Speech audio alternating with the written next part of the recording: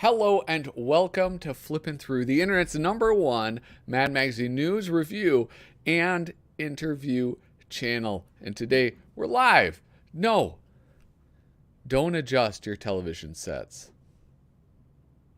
This is me. It's me. I got a haircut. This is not the J.C. Penney's model. It's the same old me. I'm unchanged, really. It's just my hairdo. Anyway, hey, welcome.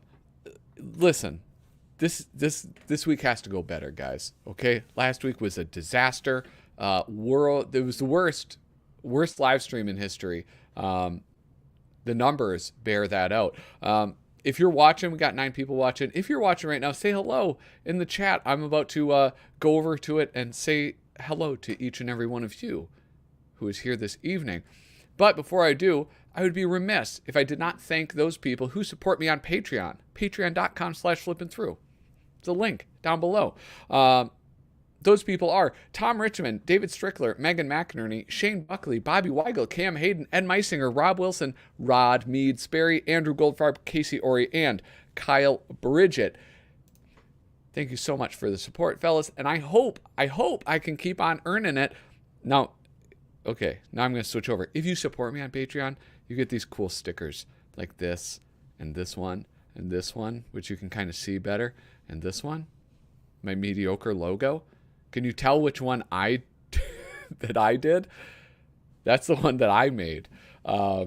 So anyway, with that, what's up, bros? Who's here?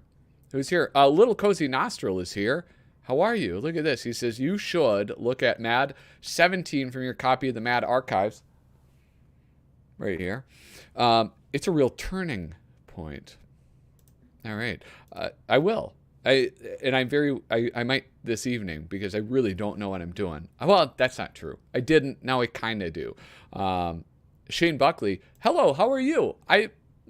One thing you should know, guys, is if you email me, there's about a 25% chance that I will respond. Okay? That rule applies to everybody. Harvey Esquire, how are you? Greetings and salutations. And hail, fellow well met to you. How do you do? Angel Acevedo, Sketchy Works, how are you doing? Great to see you here again. Doug Guilford, the founder of madcoversite.com, the oft-referenced online publication. I use it every single video that I make. Hello, how are you, sir? Who else is here? Oh, look at Cam Hayden. Hey, what's up, man? Cam Hayden has a Patreon. Lance Goiter, that's his name. 25%, that's a threat. Anyway, first things first, fellas. Hold on. I got to stay hydrated. And check this out real quick. I need to do this, and then I need to do this. That's right. Max Korn, Cub Reporter, coming live with some late breaking news. Does late breaking mean I'm late to break it? Because that's how I mean it. It's not up-to-date news. I got some news for you guys. And this is Mad related news, Mad adjacent news, not news about Mad though. Just temper your expectations. Here we go. Let's move over to the browser. Did I close everything that is okay? This is from Scivision, PR Web. I don't know. It's a website I've never heard of, but I do have Google Alerts set up for Mad Magazine. And so I get little gems like this every once in a while. Mad Magazine creative team joins award-winning The Idea Integration Company, and together they're on a mission to redefine advertising. Hold on. Let's just bask in the irony of that, right? Mad Magazine sticking it to advertisers. Mad Magazine artists, after the magazine, is in limbo, stuck in limbo right now, purgatory, they go into advertising. Obviously, you have to feed your families, you have responsibilities.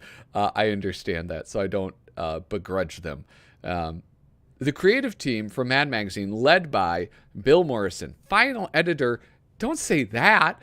How about the last editor-in-chief, final editor-in-chief of Mad, right-hand man to Matt Groening, director of Bongo Comics and artist for The Simpsons, are the newest creative team to join Saul Colt's The Idea Integration Company, the award-winning non-traditional marketing and advertising agency. Together, they're on a mission to shake up advertising world and some other things. But this is, I did some sleuthing, all right? What can you expect from Flippin' Through except high effort reporting from Mad News? That's what I meant, not Flipping Through. Mad News and Max Korn, high effort reporting. I Googled Saul Colt and I found his website. So this is our advertising department is Mad. The Idea Integration Advertising and Creative Solutions team is led by Bill Morrison. Again, final editor. Anyway, of Mad Magazine and decades-long team member of The Simpsons. Let us make something cool for you. The creative team from Mad Magazine and a few brilliant minds from The Simpsons, led by Bill Morrison, make up the backbone of the creative solutions and advertising department at the Idea Integration Company. Dick DeBartolo,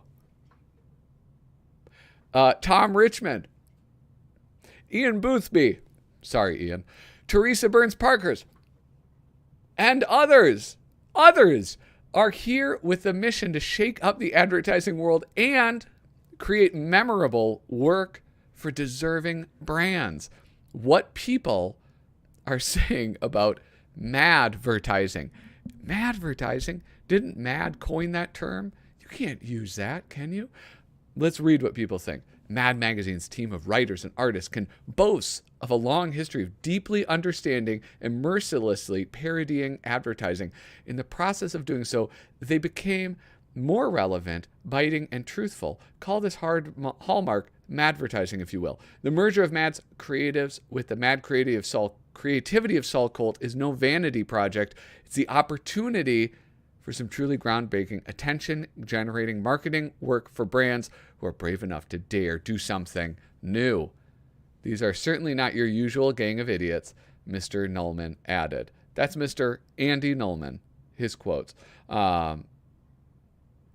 If we work together, well, so this is this is interesting because this isn't for me. It's not for you to read. This is for people who have stuff to sell. Like I'm a beer company and I want people to buy my beer, or I'm a automobile manufacturer. What can I expect?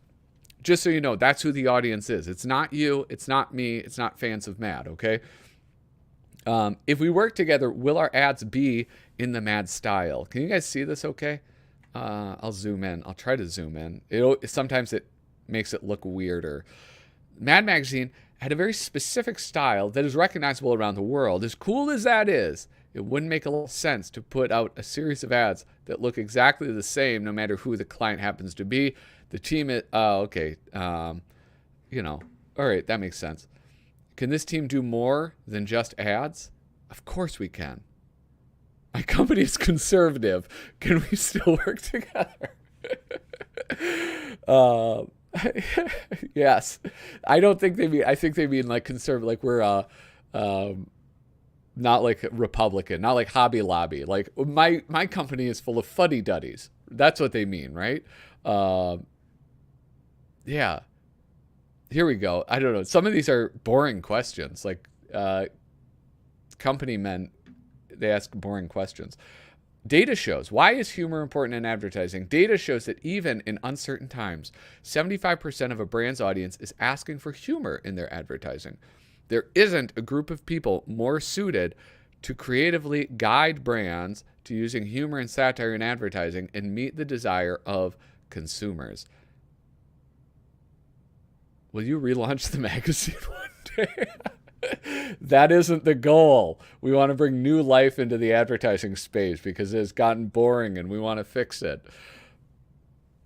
Anyway, I don't know. That's about as much as I can offer on that. What do you all think of this? What do you think? Let's go to the chat. Chat also. I adjusted the settings in YouTube and I put ultra low latency. So hopefully it's not that long of a pause between you when you send a message and I read it. I don't know. All right, let's see. Mad back. Oh yeah, sorry. That must have been right before I said Mad's not coming back. Final editor in chief is Susie. That's erasure is like one of my new favorite words. I don't know. You could, yeah. Susie or poor Susie. Oh, guys, I got a new book. Oh, I should have brought it. I got this new book all about comics, and they talk about Kurtzman and Mad and stuff. I'm very excited about it. The penultimate editor. No, not even the penultimate. Like the latest, most recent. How about that? The most recent editor. All right, that's it. Hand over the point and click Mad Magazine game. Oh yeah, I forgot about that. As with most of my ideas, I say them aloud, I play around with them, and then they just float away. Wow, there's never been commercial illustration before. Yeah. Hey, that attitude is why Saul Colt didn't come knocking on your door, all right? Was that mean? I'm sorry. I feel bad about that. I have a bad feeling about this. I respect the hustle. Yeah, it's kind of funny. I mean, like they all band together, right? A bunch of those guys and gals getting together to, you got to make money. Like I said, I don't begrudge them.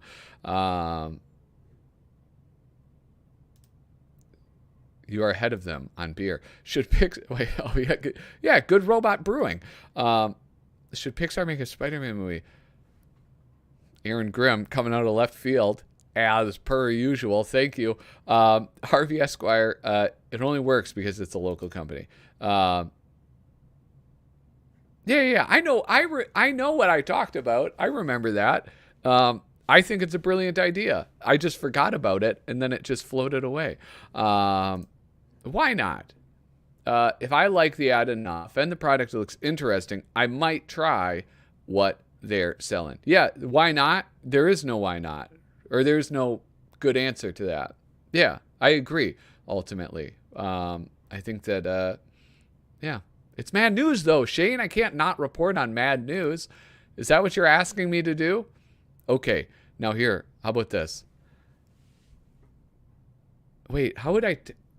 Okay, somebody... I'm going to tell one person. Shane, are you paying attention?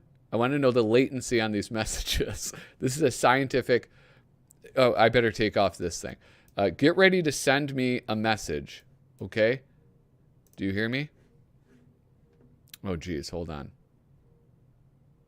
When I say send it, you're going to send it. And then when I see it, I'm going to read it. If you count from when you hit send to when I read it, and then we'll know what the latency is, okay? On your mark. Shane, are you ready? Get set. Send.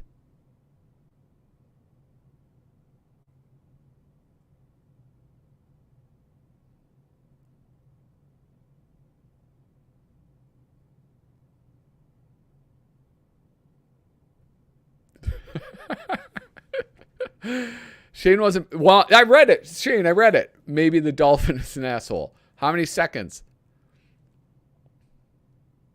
1. Oh, 816 testing. 816? 816? Anyway, I'm going to ban him. Demir, you missed Mad News, bro. That's what you missed. All right, next up. Next up is I'm going to prepare you guys for something, okay? I'm going to bring something up, then I'm going to walk away from it, and then I'm going to come back to it, okay? 13 Mississippis.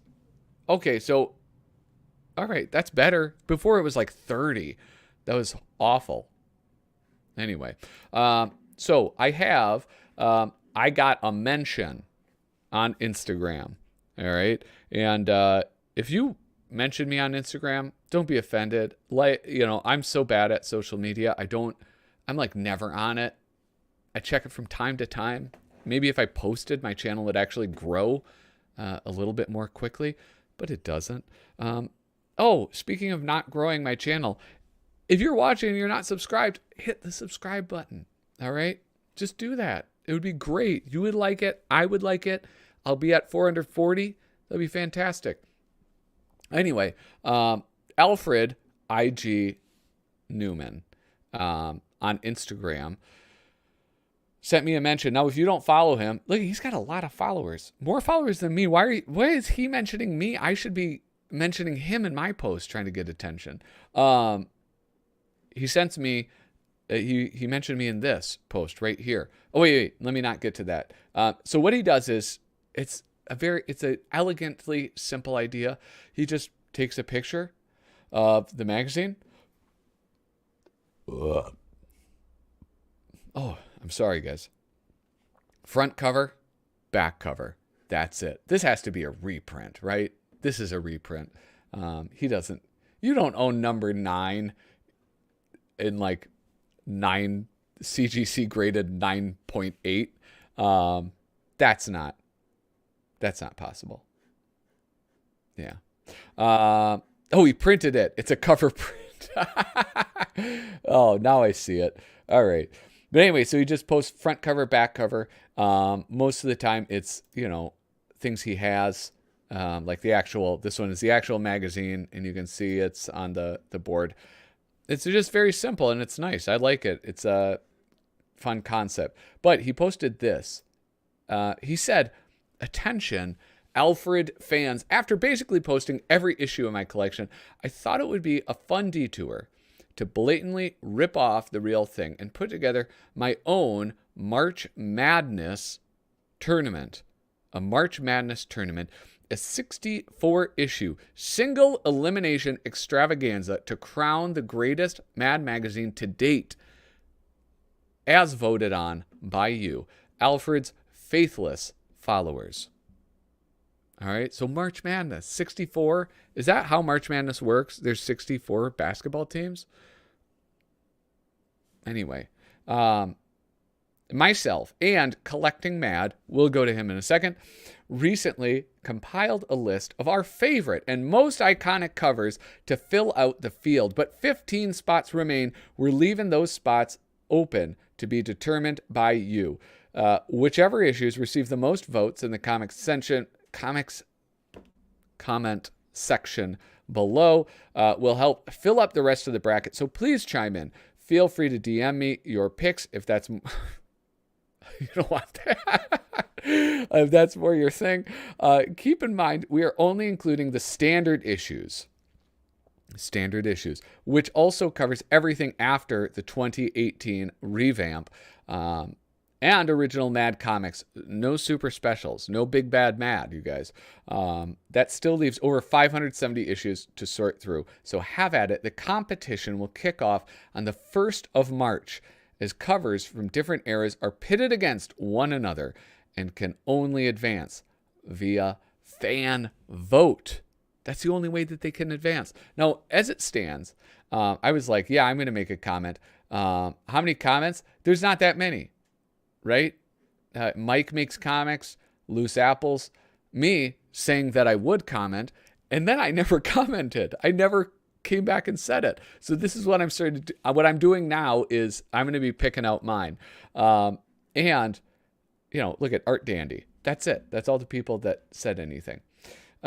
So I thought it would be fun to do this. And first off, help fill this out a little bit because there's 15 spots that need filling. And, I'm going to put my suggestions in. I'm going to do like my 5 favorite. And then I would love it if you guys participated in this too. So if you guys have ideas, you're online right now. Do you have better things to do than to leave comments on Instagram? I don't think so. So here, I'm going to just drop this link in the chat.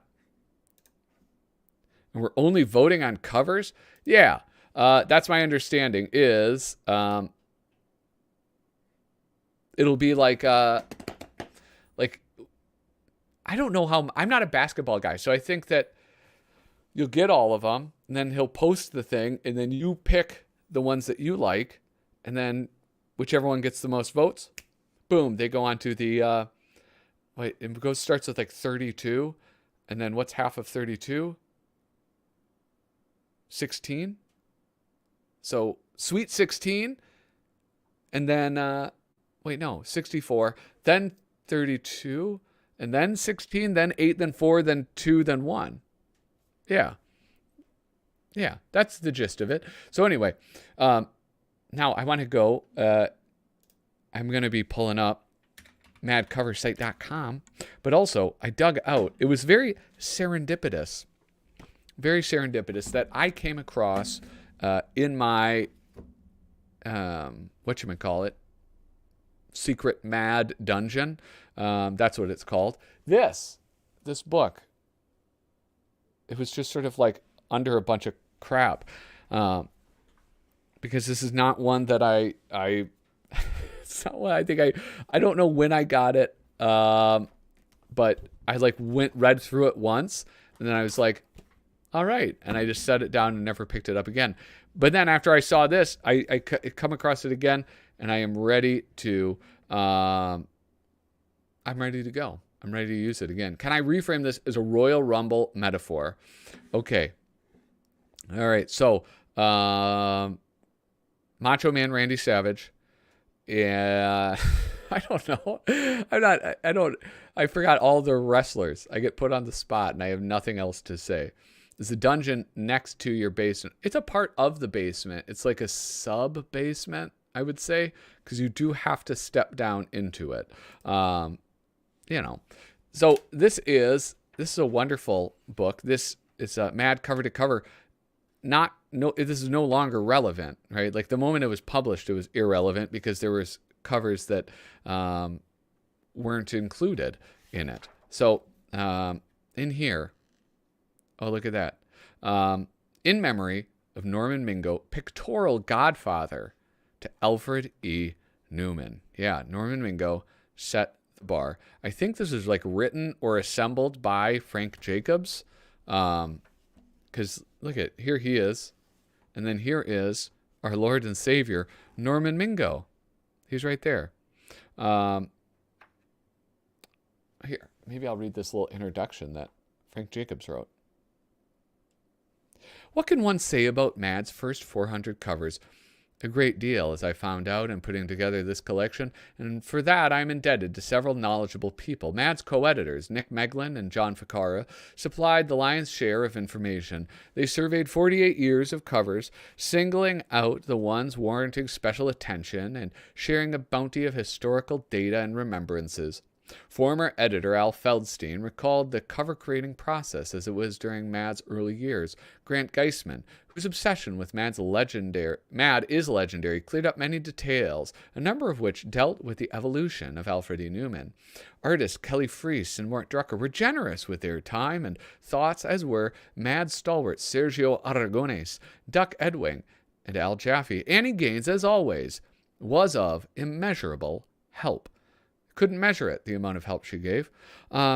Special thanks also to Allison Haig and Watson Guptill, Jay Anning, and at Thumbprint. Finally, I'm most grateful for Charlie Kochman, who, as a liaison between me and the Mad establishment, provided incalculable aid. His diligence and patience helped smooth the way in bringing this project to fruition. April 1st, 2000. Okay, and there's old Mingo right there. Mingo Bingo. We're going to play some oh, that's a good idea. Mingo Bingo. That's even better than a Mad Magazine point and click game. Satanic chains? What? Any chains on the wall? That's it, folks. He's going to fold the I hate those. Hate what? Satirical chains. Satirical. Yeah. Anyway, let's get going. Now, I do have a favorite cover. I think I've mentioned it many times before. I may as well pull it up right now because, shoot. This is a family show, guys. Boop, boop, boop, boop. It is a Mingo cover. And if you're playing Mingo Bingo, here, I'll show it right now. Browser, this one right here, Fink's Donuts. Wait, why am I down? What? God damn it. It's really... I'm so annoyed right now, guys. See, and then stuff like that happens. Anyway, I'm back. Fink's Donuts. This is my favorite cover of all time. I love it. I don't know why I love it. I guess I do like donuts. I like that, but it's just such a... I don't know. It's just perfect. It's absolutely perfect in my opinion. And it's a lovely little... You have Alfred E. Newman front and center. I love that it's not all... The entire cover is painted. I like that it's white. I like that it's sort of just filled in a little bit. I like that he's walking off of the page right there. Everything about this, I love this. The fact that you see right through him. And there's also no, you don't see his shadow cast, right? You see his shadow cast right here, but there isn't anything else to tell you that it's not real, or, you know what I'm saying? It's not overdone. The gag isn't overdone. So yeah, this is my number one comment. What am I saying? This is my number one cover. I'm writing this down, okay? Number 90. Boom. That's number one. Okay? Let's do overhead, baby. Now, this is all the type of stuff that having the number one Mad Magazine news review and interview channel, I should probably read this, but I won't. Here we go with the comic issues. The comic issues. Look at Mad Magazine number 2, the only cover for the comic book Mad that Jack Davis did. The only one that he did. I mean, there's only 20-something. Is that really that impressive? Jack Davis kind of looks like a cartoon dog. Doesn't he look a little bit like Droopy? Anyway. Nice background. Wait, that's... hey, be nice to me. Is this because of that comment about Saul Colt? This is in response to Kyle. They didn't know the site in 2000. It was only 3 years old. You're too generous. It's hard to beat the camp shower butt cover. That's another one of mine. You can't do that. You can't take it. Well, I guess you can take it because then that will only elevate it. Because if more than one person says it in the comments, shower butt cover will make it. Shower butt cover, again, that is number 2 is my favorite. Yeah, with the, it's beautiful. I think it's hard to find the Mad comic covers. I mean, they're all so good. And even the bad ones are good. Ones are the bad ones. Where is it? I'll find it. I'll find the bad one. I'll show you in a second. I think this one kind of sucks. I don't know. Does anybody remember this cover? I can't imagine they do. This one, number 16, only one that I own.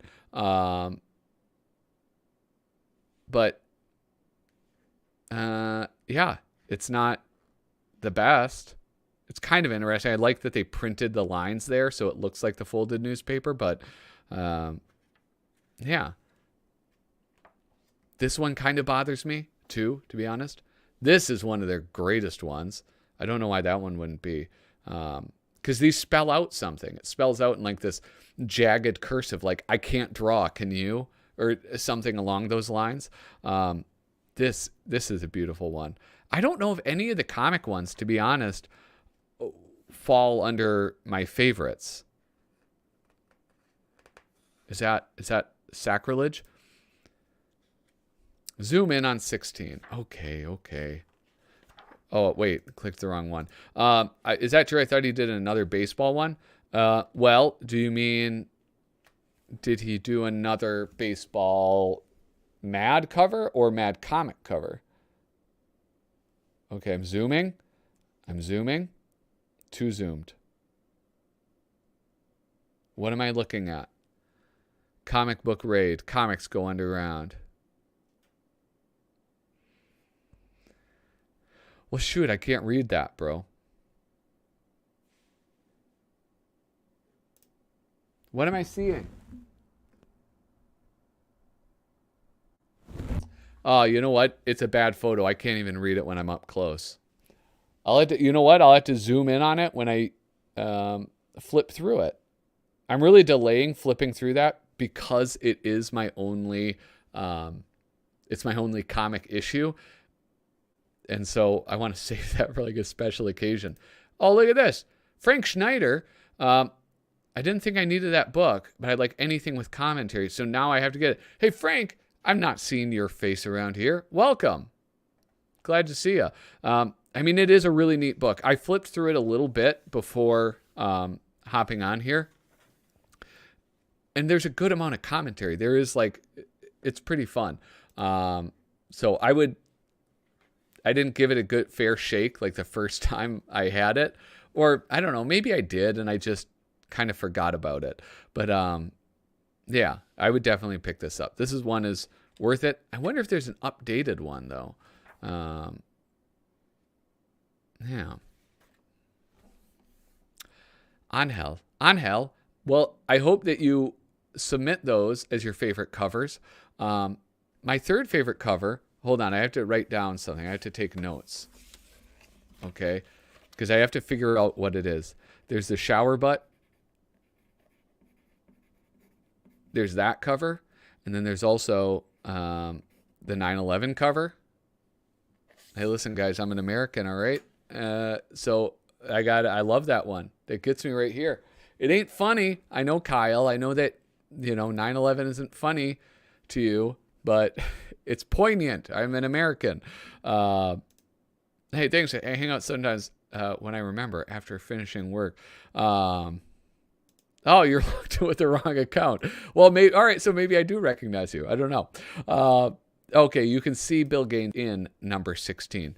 These are, okay, I just sort of jump by this. All right, we get into like the new magazine format, right?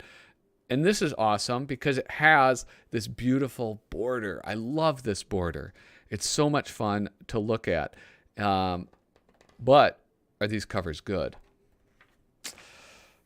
I don't know. I kind of like the spring issue. I think that's kind of cute.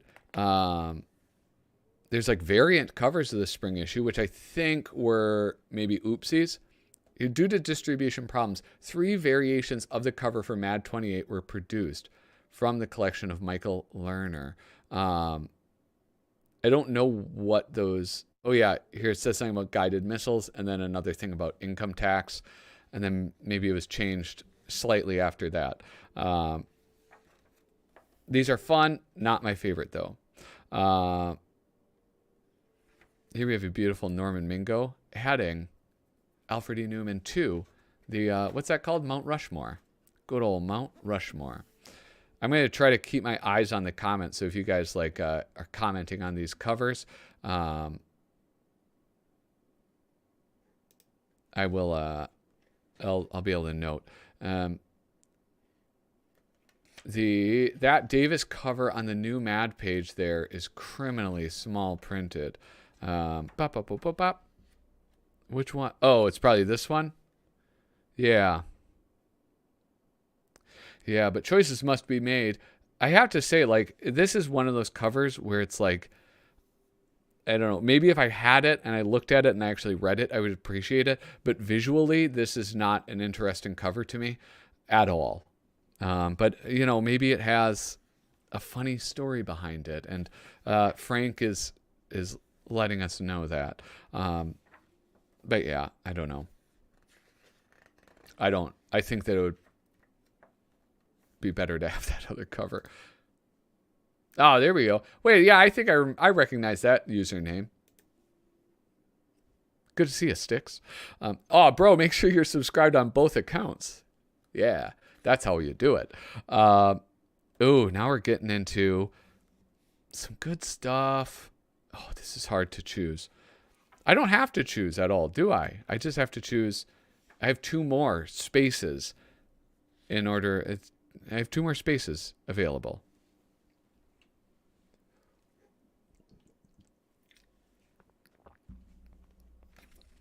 I just did this one. This is kind of this is a fun one. A Kelly Freeze cover.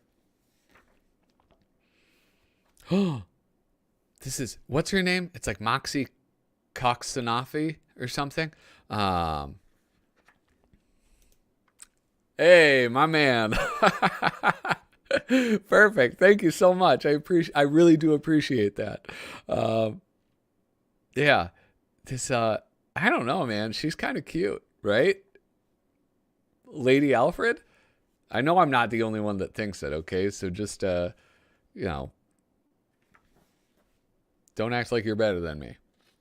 Oh, this is one that I really, really enjoyed. It's got Lady Alfred, right?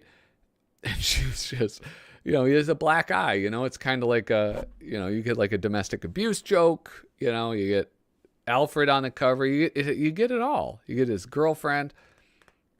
I don't know. I really like that cover. What is number 51? I might add that. That's going to go in the maybe category.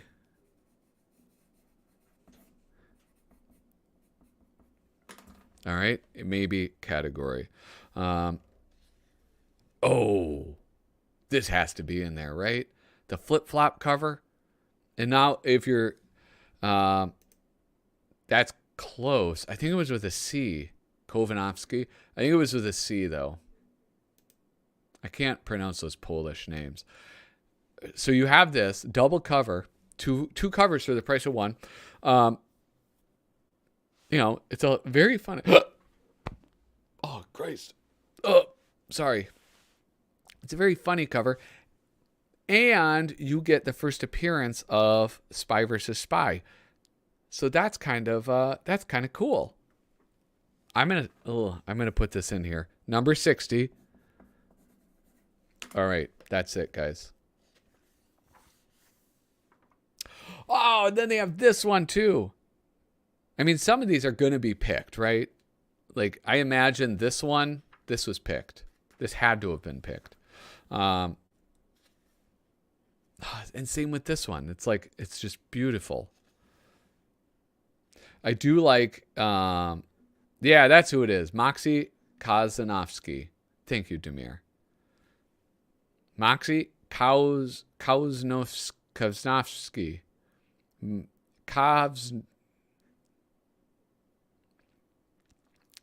Moxie Kovsnovsky.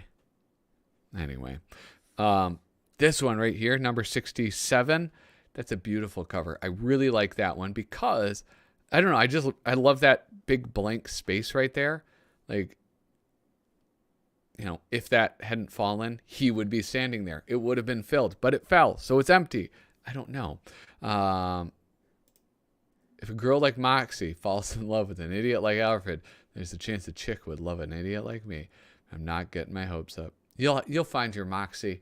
Wait, but Moxie beat him, remember? You don't want a Moxie. You don't want a Moxie.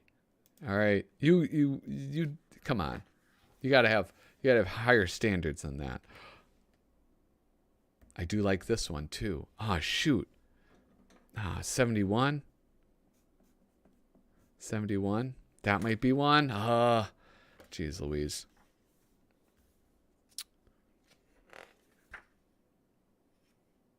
What is this? Oh, that was the back cover, the Mad Hex sign. The Mad Hex sign. Oh, no, it'd be cool. It'd be cool to have that on a shirt. Holy smokes. Is in no way related. Oh my God. That'd be cool to have on a shirt. But there is some Oh yeah, there's like the SS symbol up in the top. That might not go over super well. But it's Mad Magazine, you know? Just be like, it was a different time. That's what I say. I say that about, ooh, the first sequential gag cover. We include this piece of trivia solely to satisfy the diehard mad cultist whose life would otherwise be incomplete and meaningless. Yeah, that's pretty cute. That is a cute cover. Ooh, the sex issue. I mean, this is like the 1960s were pretty awesome. I do have to say, like, the sequential thing doesn't always work. Like this, I don't know, not so funny. Like, why is Abraham Lincoln there? Like, it just raises more questions. My favorite back cover is the Boris Vallejo Mad Cuts the Baloney. I think that's the one with the really weird, like big bubble letters for mad. And it's like, it looks like something in the seven. I think I know which one you were talking about.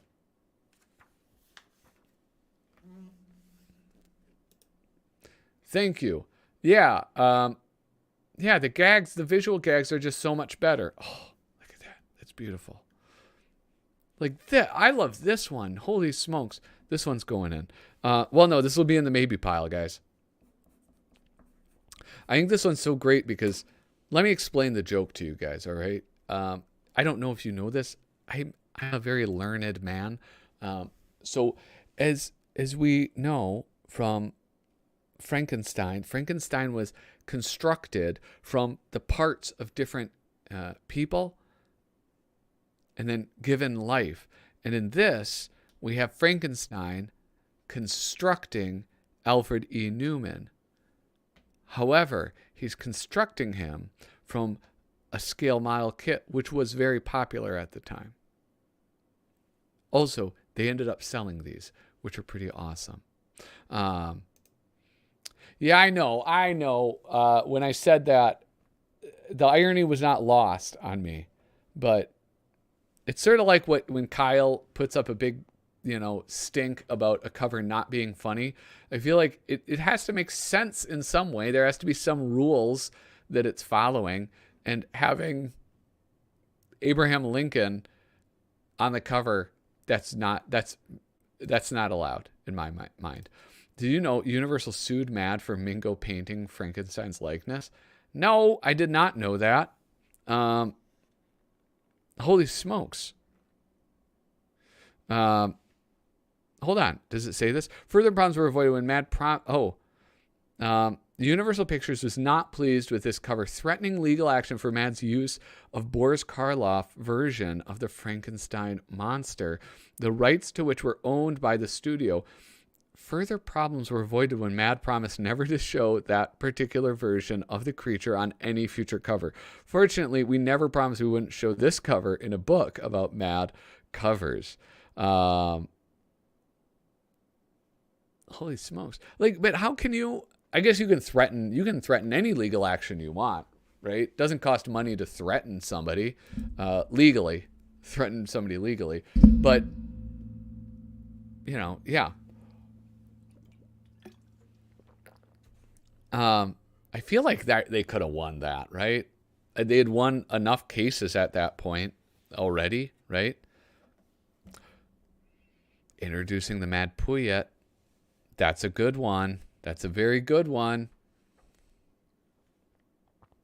Also, by the way, Shane, this one makes more sense than the Lincoln one. I got one of those sealed in the box. I want to get one. And I want to put it together. And I want to glue it, and I want to sand where the joints, and then do that putty stuff and make it look very nice. That's what I want. If I got one, I'd open that up and put it together for sure. And then I would have somebody very good at painting miniatures. I would hire somebody else out to paint it. That's what I think I would do. The joke that Abe's hat is Dickensian. You can't use the Universal Studios Boris Karloff version of Frankenstein's appearance. But why not? It's clearly, but it's like it's patronizing it. What is it? It's parody. I mean, like, they're not using it to actually sell the magazine, you know? It's not like when that, like, the, you know, like, you get that sometimes where it's like people will use somebody's likeness and then they'll get sued for using the likeness because they're using the likeness in a way to make it seem like the person's associated with that. But I feel like that's pretty clearly not happening in that case. They're just making fun of Frankenstein. I don't know. Oh, this is really cool. And they create that moire pattern.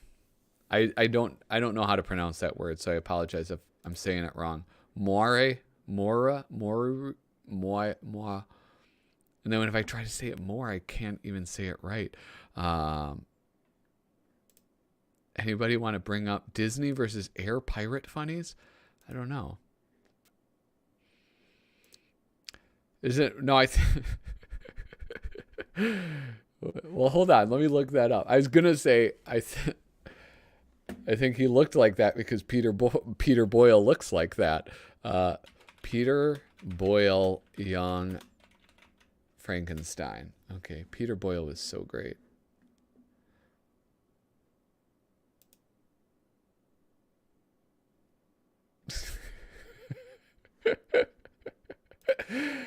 Oh my gosh. It looks so funny. Yeah, so there he is.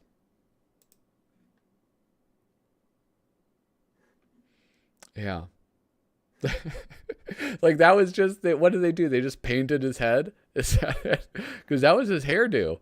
He had that for a very long time. Yeah. Peter Boyle. What else is he in? Taxi Driver? He was in Taxi Driver. Look at me. Look at me and my movie knowledge. Oh, the Zipper Neck. I get it now. I haven't seen that movie in so long. Because Universal invented that version of Frankenstein's appearance, you moron. Don't talk to me like that. That was the subtext of that message, Demir. I know, I get that they own that likeness, but I think that there's like wiggle room, and I think that they probably sent some lawyer letter. I don't think they would have, and Mad stopped, obviously, because they're like, well, we don't want to fight this. Whatever, we'll just promise we won't do it again. This Infinity cover. This is my favorite. I love Infinity covers. Have I ever shown you guys my Infinity cover collection? Oh, I love them. I don't know what you guys are talking about, so I'm going to ignore this. Anyway,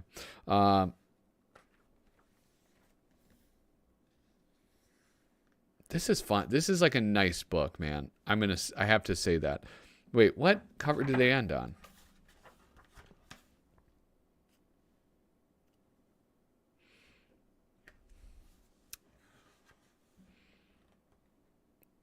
$397, $398. Oh, God, I'm so dumb. This is the 400th issue. That's what they ended on. Okay. So there's still like 100 issues that they never showed.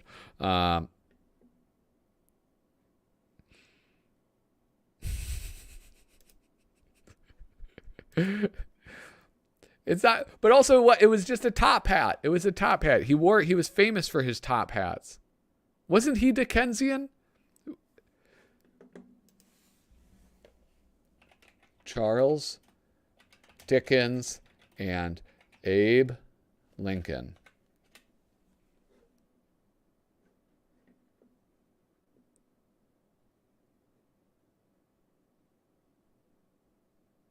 Anyway, I'm pretty sure they were like friends.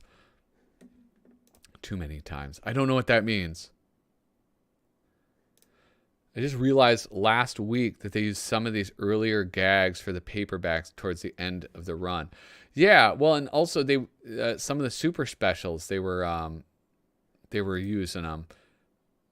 Wait, oh, do you mean like borrowed them, like just redrew them, but it's differently, or do you mean like just copied and pasted them? Because I know they did that for the super specials. That's where I saw the shower butt cover. Shower butt cover is from that. I love this. Oh man, yeah. Some of these like weird psychedelic covers that they did to play around with stuff. I thought those were pretty rad. Like this, like poking fun at that. Oh man. This is a good cover. This is fun. There's 4 of them, total of 4. I own 1. I forget which one I own, but this is the only one where I want to own the variants. I think because they're early variants and it doesn't feel as like scummy. I hate comic book variants. I think it's like the dumbest you're just getting these like nerds who have too much money to buy the stuff. It's just like, it's such a money grab. I hate it. But this, I don't know. This is like, it doesn't seem like a money grab because in 1968, were there collectors as there are today? I don't know. Maybe. But I think it was just to be silly, not to be, taking advantage of nerds. No, the original artwork was used for the paperback cover in late 80s. Yes. I understand. Maharishi Mahesh cover for my first canonically crumb. Oh, Christ. Okay. We're going to talk about this then? All right. Let's see this. Videos.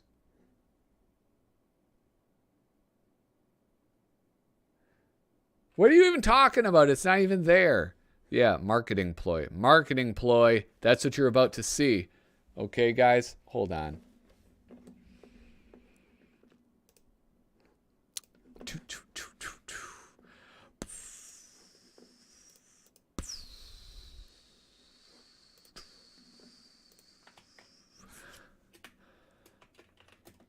Hop on. There you go. Hop on, you slug. Kyle, check your whatchamacallit.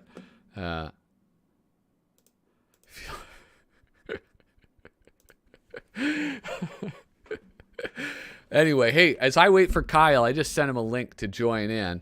How about this? How about this, guys? I'm going to do this. I'm going to do a... God damn it. All right, hold on. This is a family show. Hold on. All right.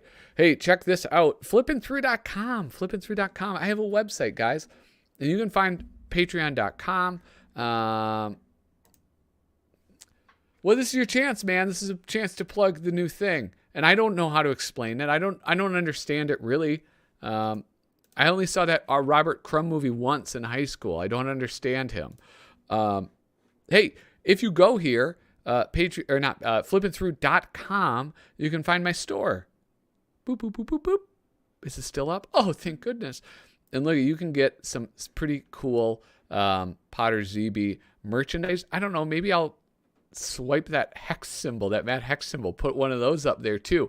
If you buy stuff, I get I get a little bit of that money, and then the company that makes these gets a little bit of that money, and you get a cool sweater or a t-shirt or whatever. You want to see what it looks like? Looks like this. Pretty sick, huh?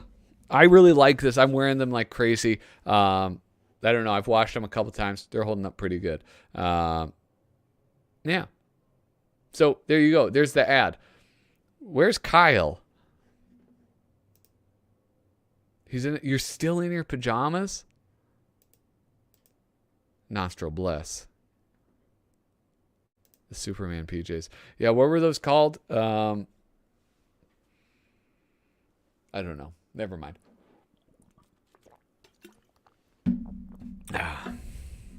I'm not mentioning this. I'm not mentioning your show unless you get on here, okay? That's a. Oh, here. Look at here he is. Hello. Oh, hold on. Are we getting some feedback here? No, I had no feedback. Check, check, check. Okay. Yeah. What is this, a bank? Who is this guy I'm looking at? Oh my goodness. You know what? I was walking on the street, some lady just handed me her baby. She was like, "You're trustworthy." Here. Hold on. I'm getting the feedback in here. I just gotta.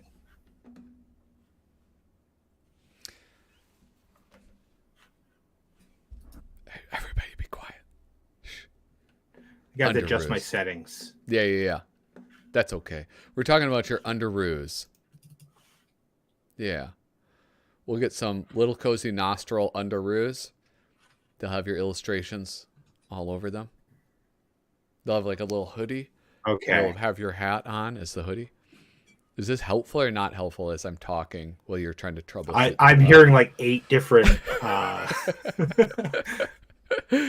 Oh, you know why? It's because I got the stream going. There we go. Yeah. That's a problem. There you go. Okay. All right. There we go. All right. So you're haranguing me. You're hectoring me about something. Your newest. I mentioned it once. Tell me, what is this going on? You're starting a brand new, like a show on your channel, Little Cozy Nostril. Deadhead. This is really on the spot here. I didn't get to go through makeup. Yeah. So big changes over at Little Cozy Nostril Enterprises over on my YouTube channel. I was streaming 3 days a week, but I decided to cut the morning stream and replace it with a weekly show. And so I created a YouTube show based on our Crumb called Canonically Crumb. And basically I'm going through the canon of our Crumb, looking at the comics and characters from the Crummyverse, which is very interesting body of work, I think. And just like anyone else, about I think a year or 2 years ago, I finally created my complete Crumb collection. There's like 17 volumes in it. And so now I'm doing what everyone does on YouTube and just kind of showing off my stuff and exploring my my possessions, basically. So yeah, every episode I'm going to look at a different character. First episode I looked at Mr. Natural, the pre-Zap years. Yeah, Mr. Natural. That's the only guy I know. He's like Robert probably Crumb. The second most famous. Character. That Fritz the cat. That Crumb. Yeah, that's probably his most famous character because of the movie. Yeah. That's how I know him, is from the movie. Yeah, which I'll get around to that eventually. But there's lots of weird characters. It's just a really weird body of work. So yeah, I'm always excited to talk about Crumb and read Crumb. And it's fun to go back through and kind of like make comparisons and look at characters that can span a long time, right? Because I consider the canon to be everything that's in the complete Crumb, which is like starting in the 50s.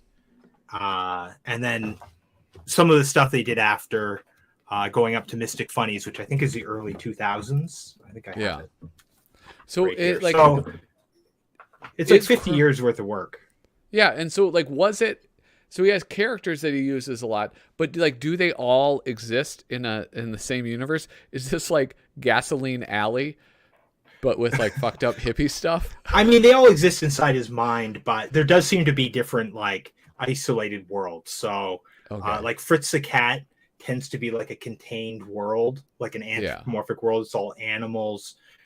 For the most part, except for some of the early strips that like were in Help and stuff, they're all like it all feels like it's in the same world. It feels like it's in the world of Fritz the cat compared to like Mr. Natural, where it's a world that's like mostly humans, mostly when you see it. But so there does seem to be kind of distinct universes, but then they all sort of exist within Crumb's id, right? Yeah. Because he's very much this sort of like off the cuff artist. He kind of creates work like directly out of his brain, and so it's especially weird, and like it has almost like a Freudian quality to it. A lot of it, Yeah. it's like a psychoanalytic process. So like characters that kind of exist in one world early on can exist in kind of other worlds later. Yeah. But I'm treating it all like one body of work. Okay. So that's why I called it the Canonically Crumb. Yeah. Very cool. Yeah. Well, and, you know, now I realize there was, I think I mentioned it before, the one piece of, I think I have like various Crumb comics, like floppy ones. I'm assuming they're reprints of his work. Maybe I forget what, I should dig them out. Anyway, but was the Book of Genesis that he did. Okay, yeah. I'm not actually covering that at all. Yeah. Because that does seem like it comes after, but yeah. Real quick. Fin Freak is here all the way from Finland. Hello, what's up? What do you think of Valtteri Bottas moving to Alfa Romeo? That's the only Finnish person I know. But welcome. I hope that you enjoy the show, and I hope to see you around again, man. Whenever I meet some Finhead over here. Yeah, whenever I meet somebody from another place, I immediately think of whatever celebrity I know, and then immediately mention that. I know people love that. People love it. Well, that's a microaggression. It's Yeah. a microaggression. Oh, speaking of a macroaggression. It's like, do you know Steve from Canada? I was about to bring up a guy from Canada, Neil Young, man. Oh, yeah. He's macroaggressed. Yeah. I mean, I don't really have any thoughts on that myself. Either do I. It's just fun to. I mean, I use Spotify all the time. I like using Spotify, but I think it kind of sucks overall, like as a thing that exists in terms of like art creators. Yeah. So if like anything that's getting creators out of there, like I'm happy for them. You know, Yeah. and most of the music I listen to should be public domain anyway. It's mostly like pre-1950s music, so Yeah. it's a crime that it's not public domain anyway. Yeah. Yeah. And you can hear all kinds of music like that on the Canonically Crumb YouTube show. Yeah, and I will. I think I dropped the link to your channel in the chat, and I will do it. I will do it again. Do you have to zip away, or do you want to talk about covers? Yeah, sure. I'll hang out. All right. Yeah. Here we have. I dropped that link again. If you guys aren't subscribed to Little Cozy Nostril, you ought to. All right, you really ought to. He's got. Listen, I don't know if you know this. Kyle, you have been a big driving force in this channel. Like, you were one of my first interview guests. I don't know how it came about. We started doing like the new issues where we go over those together. Yeah, I don't remember when that started exactly. Yeah, you're the one that suggested that I start the Patreon to begin with. So yeah. Yeah, and I'm your bottom boy over on Patreon.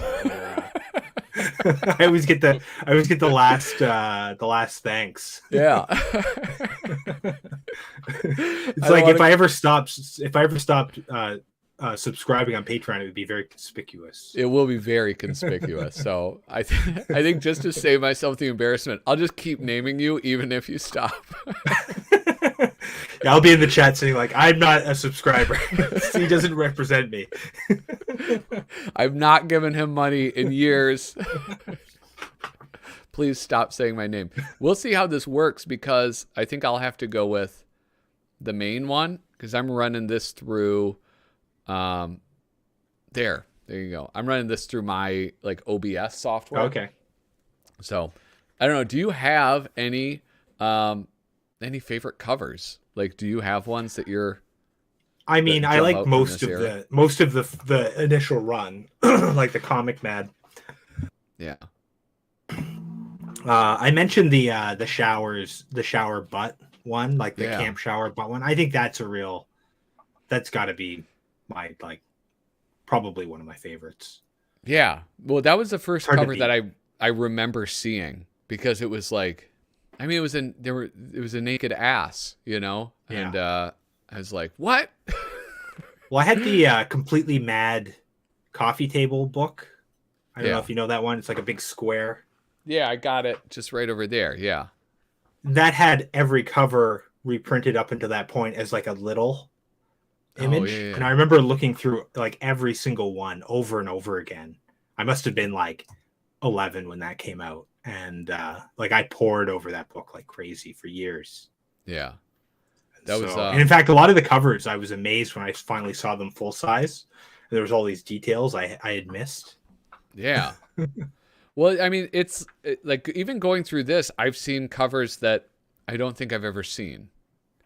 Um, like that Jack Davis one from the early magazine that you were saying is like printed way too small. I Oh don't, yeah, yeah. I don't know that I've ever seen a full sized version of that.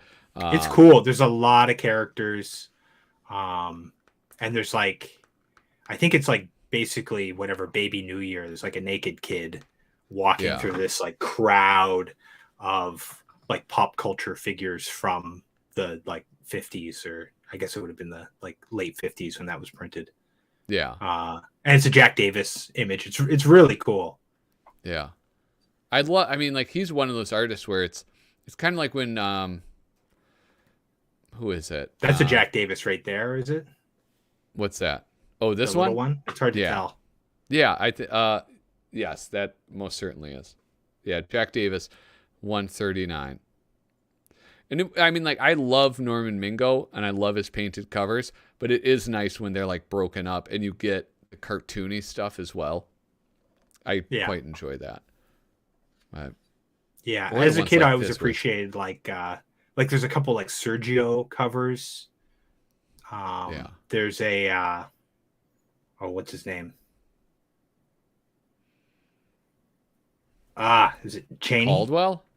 Oh, Called yeah. it's Caldwell or Cheney. I always mix those two up for some reason. Yeah. Um, but Well, he's got one with Caldwell the was director's chair upside down. I think it's maybe yes. Cheney. Or is it Caldwell? I think it's Caldwell, but I can't tell Caldwell? the difference. So, as we know from, I think it is Caldwell. I think you're right. yeah, I like this one. Like the word covers for some reason always get me too.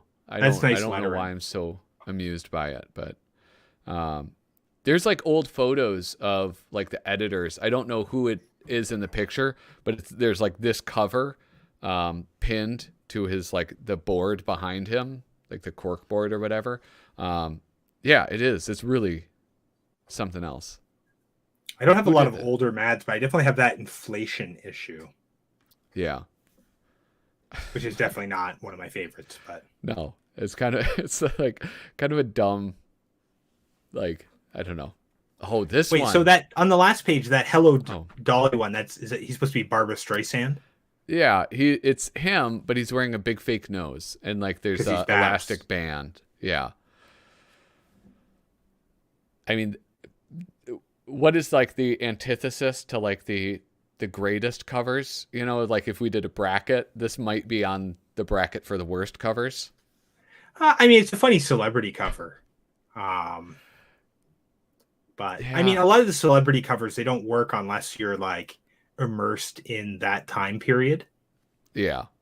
You know, like Yeah. I have a soft spot for a lot of 90s covers that maybe I wouldn't include on the like, top 10. Yeah. Yeah, it's hard But to that's well mad. it's yeah. It's sort of like I It's guess maybe always like this one right here. Like the Butch Cassidy one where it's like I don't know. I hate that. I might actually hate it. yeah, Um that does nothing for me. But I mean, yeah. like if I loved Butch Cassidy, I probably would really like that one. Yeah. But they did the same thing with I I mean like these are this like one that salutes American industry.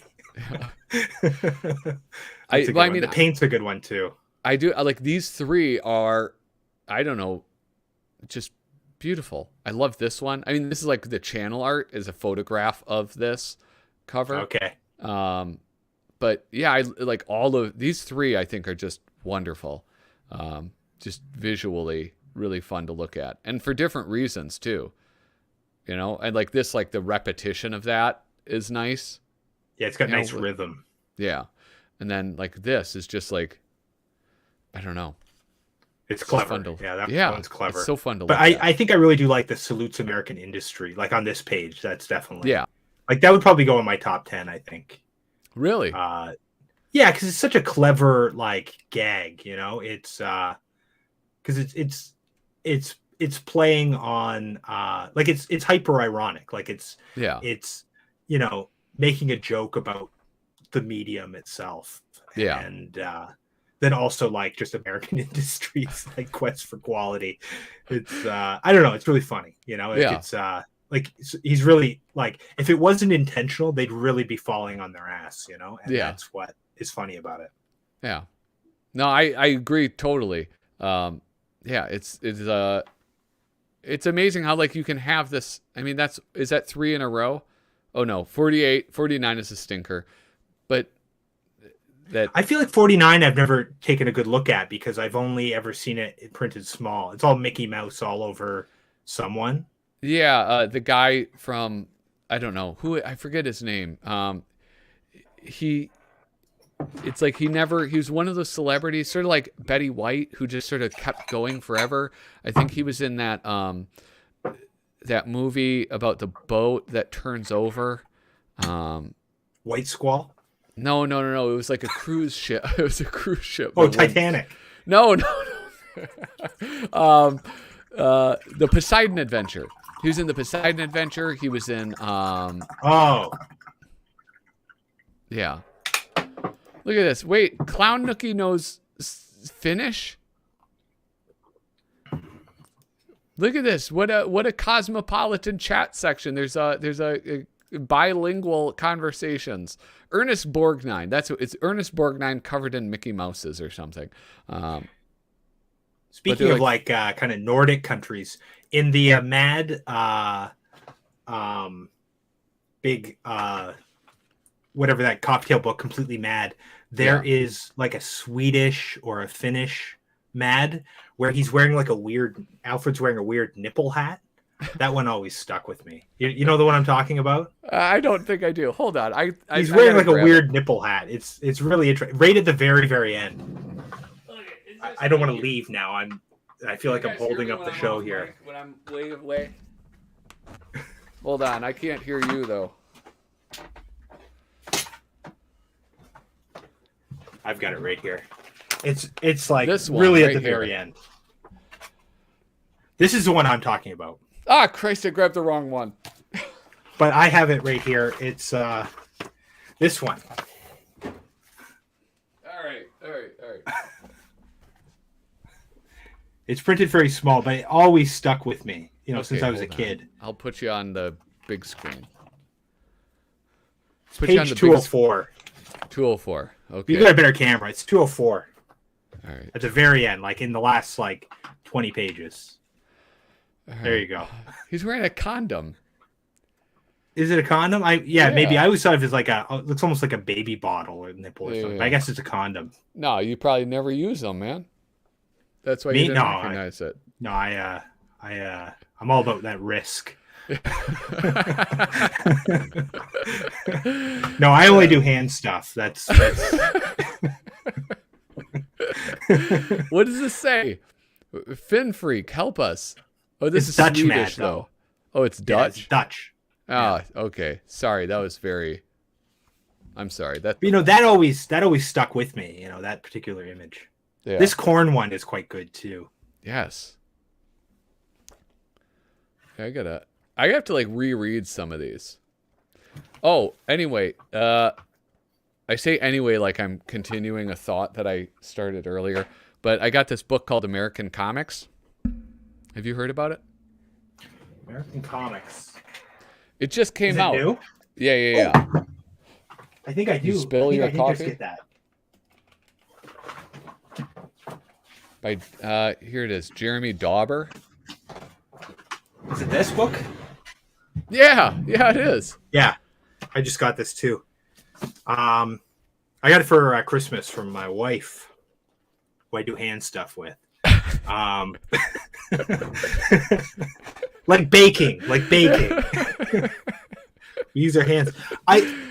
It looks interesting, but there's no pictures. There, Like how can you have like a book about such a visual medium and not have like images? And there's so many like open source comics that he doesn't have to pay anybody to have yeah, the images. yeah. So I think that's a bit of a disappointment. Yeah, But I'm I looking think. forward to reading it.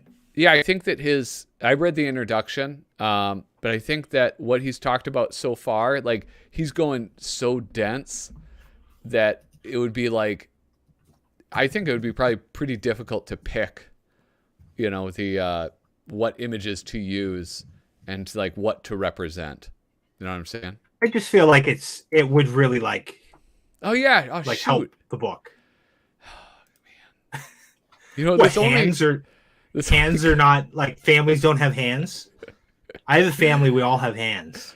it only We all do comes up stuff. So when you're here. Okay, here we go. You're trying to trick me, Mr. Mad Flipper. hey, did you ever read the great comic book heroes? The Jules Pfeiffer essay? No, Okay, Jules Pfeiffer. You've probably heard of him, I'm sure. no, I'm ignorant. You know Okay, this. he's like a comic artist. Okay. But like kind of like more of a humor guy. But he Yeah. wrote an essay. I think it was in the '60s. It was about all the different like big comic book superheroes. And originally it was printed with tons of reprints, so it was actually really popular in its original version because of that, because it had all these great comic reprints. But then it was reprinted in the early 2000s without those, but it still had some illustrations. Yeah. But you would really like it. It's like he talks about like Wonder Woman and Superman and Human Torch and Captain America. Yeah. And like a whole bunch of other ones. And as from the perspective of a like a kid reading them as they came out in the 40s and 50s. Huh. And then later becoming a professional comic artist. Yeah. And it's like a really heartfelt essay. Could you send that like just like search terms that I should look up to find that? Because when I turn this off, I will remember nothing of this conversation. Yeah. Yeah, I'll send that to you somehow. All right. Do you use my comic book shop? I think so. Oh yeah, I do. mycomicbookshop.com. Yeah. I use it sometimes, but the shipping to Canada is such a fucking pain in the ass. Yeah. I stopped using it. It's like so easy to just sort of go down a rabbit hole and then just like keep buying shit. Yeah, I have to like not look at it. Yeah. I go there like when I'm looking for something very specific. Like when I try to get my Duck Defender comic, first appearance of Gru, I'll probably go there. Paper Moon, that director just died, right? Like the guy who did that. I hope so, because I hate this Mad cover. This is like my favorite kind of Mad cover next to my least favorite, where it's like, I don't know, who's this guy? He was in a movie, Fish Called Paper Wanda Moon. or It's something. like I don't know. Yeah.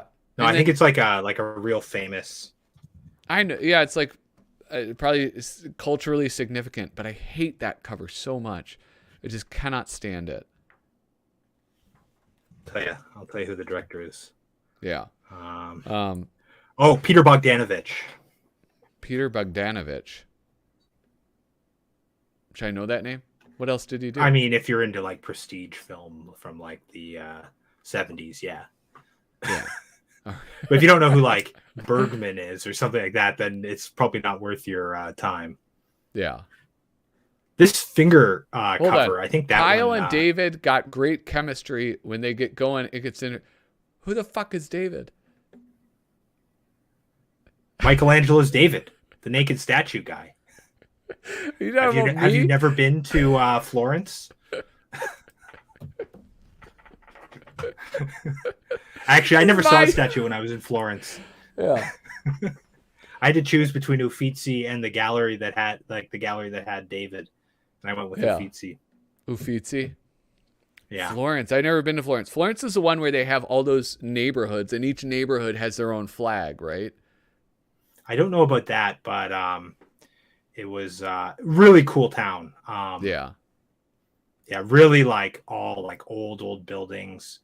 Um, really cool like garden that was I can't remember exactly what it's called, but it's like a like a Medici garden that they built. It's like half the Yeah. city. It's like their Yeah. private garden, and it's full of like fountains and statues and stuff. It's really cool. Nice. That's Um, I'm all about that. Florence, yeah, Yeah. yeah. If you go to Italy, it's a good town to visit if you like art. You could go see Michelangelo's David, but it's not at Uffizi. So Yeah, they got well, and you know, you can they reproduce that.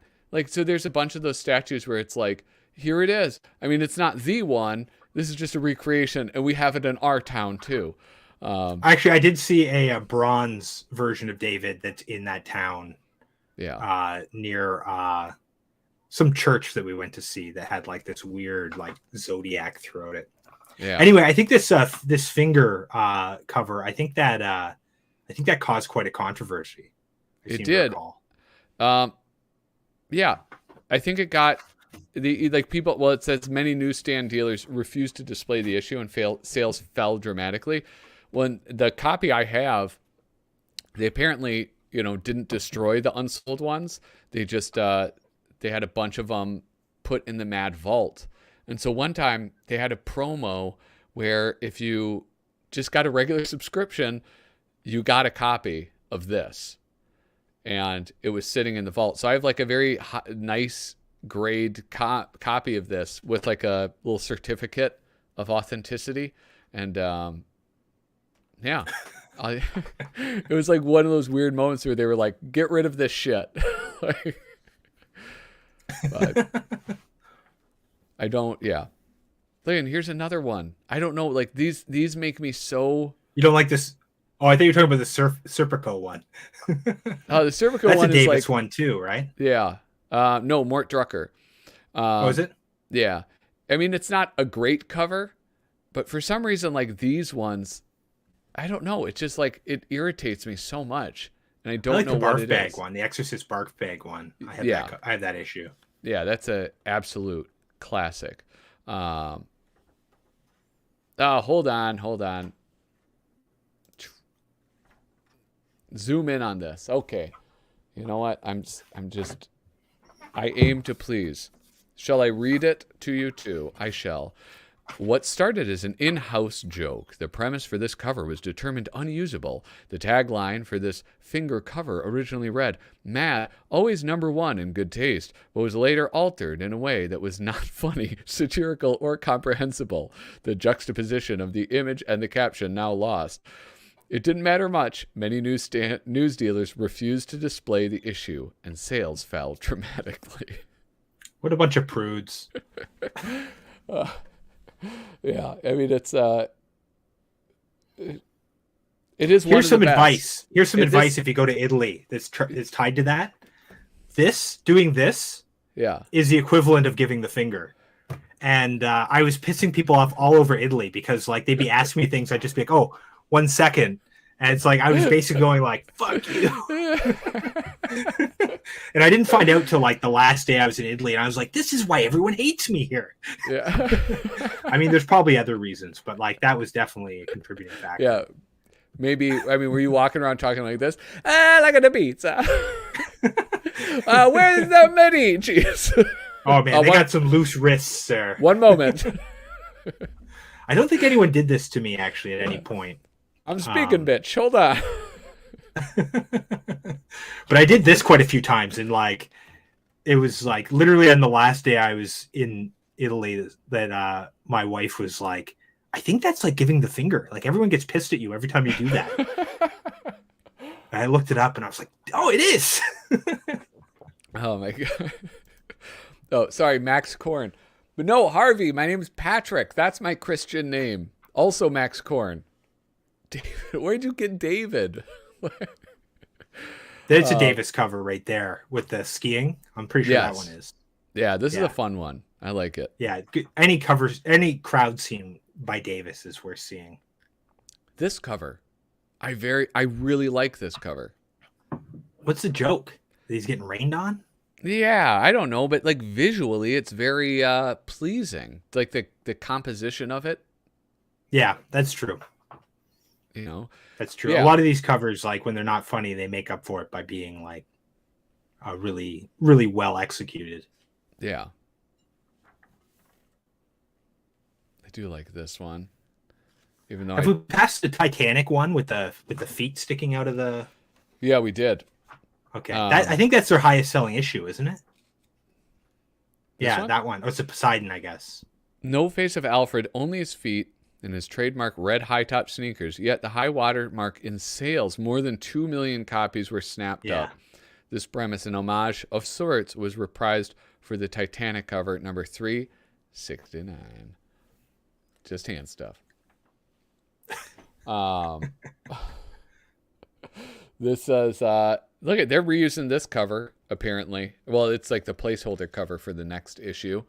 I always like that cover.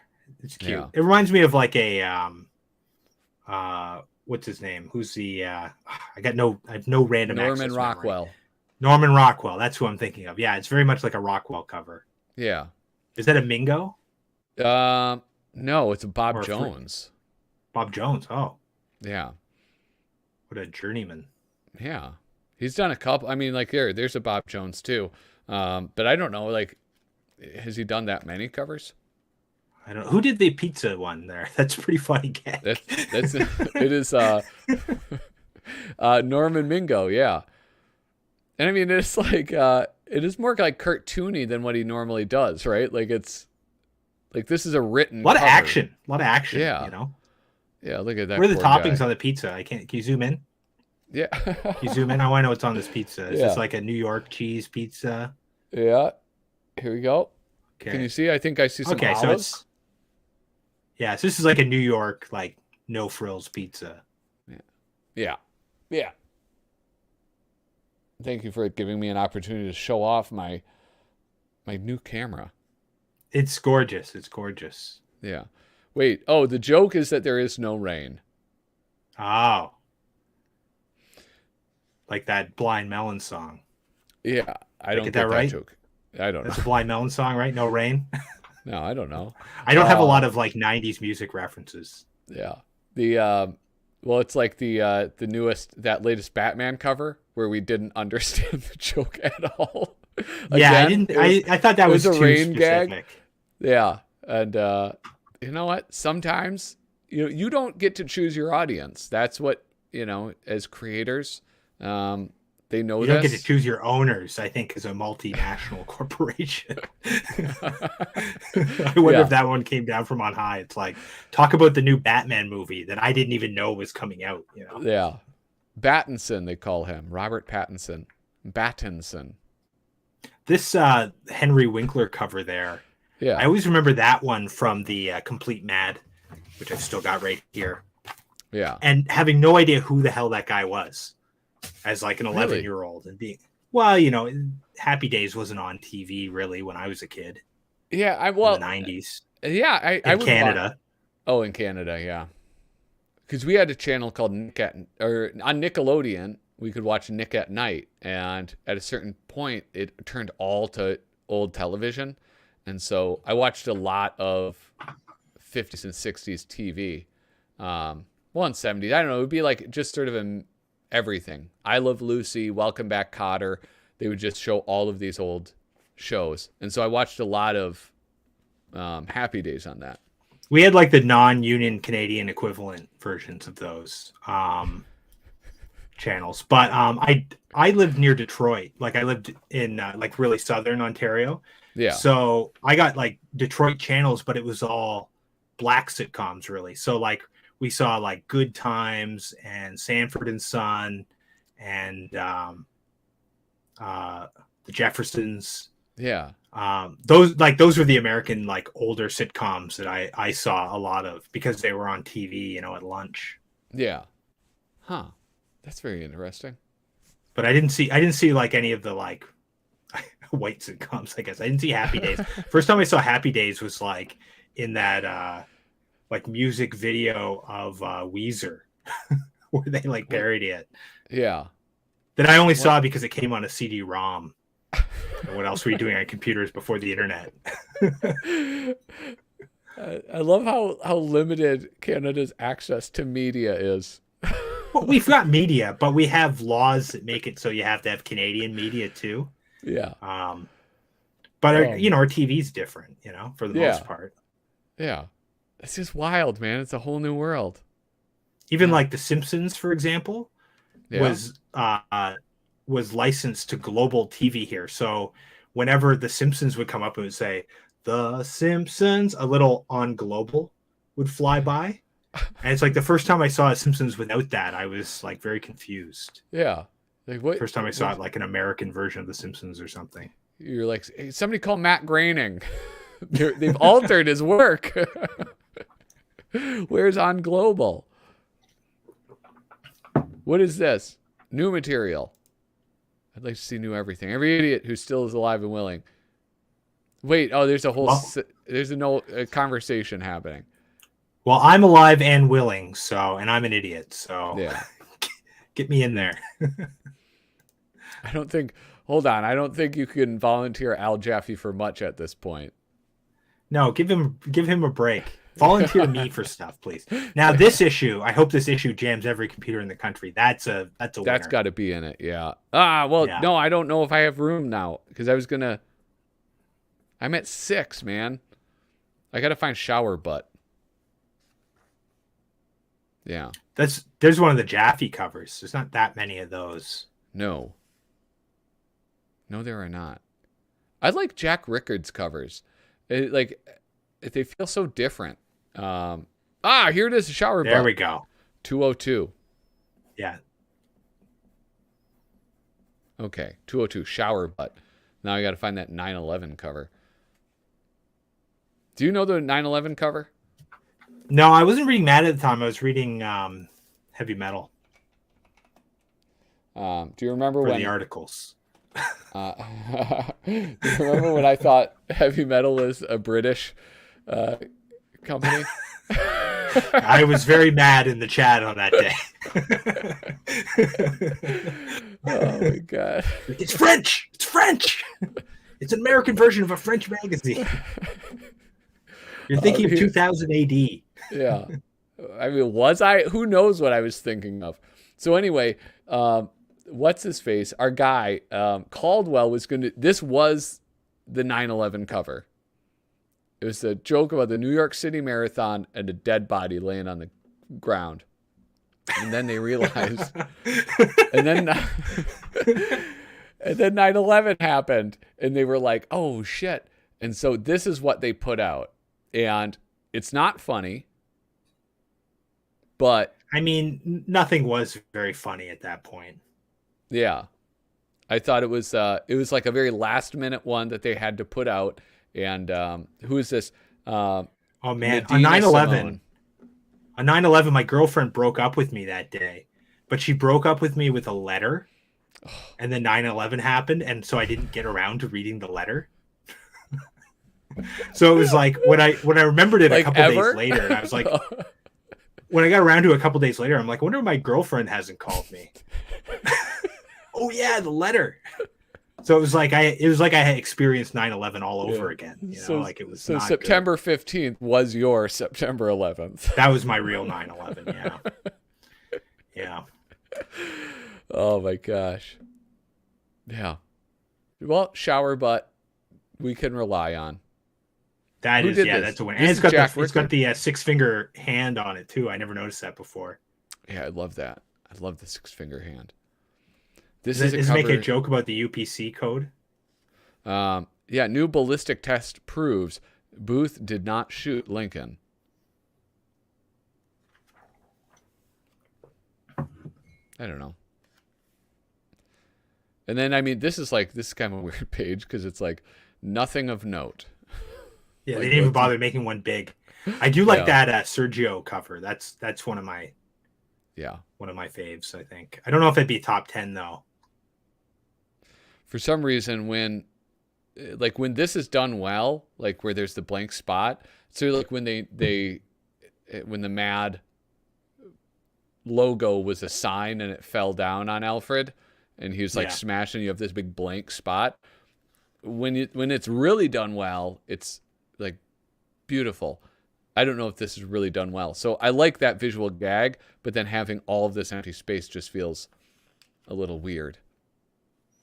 Yeah, it's hard to say on that one. The gag is good. Oh shit! Disrespect. God, Hold on. Disrespect for 9/11. Yeah. Wait. Oh, No. wow. No. It says disrespect. Kyle, ban him. Who's Oh, disrespecting? wait. Who am I banning? Myself. No, I think maybe Clown Nookie. I don't know. I can't be in the chat because I get feedback. Yeah. Did you invite your? I never had a wedding. We were married by having a kid and being forced to file our taxes together. Yeah. And I was like, well, if I got to file my taxes together, I'm using the term wife. Yeah.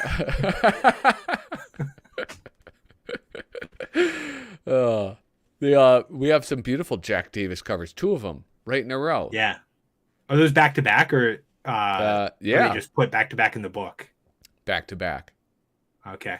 for show. That Jack Davis, he loves sports. I'm not talking man. about the Huey Lewis and the News album. He doesn't strike me as a very sporting fellow, you know?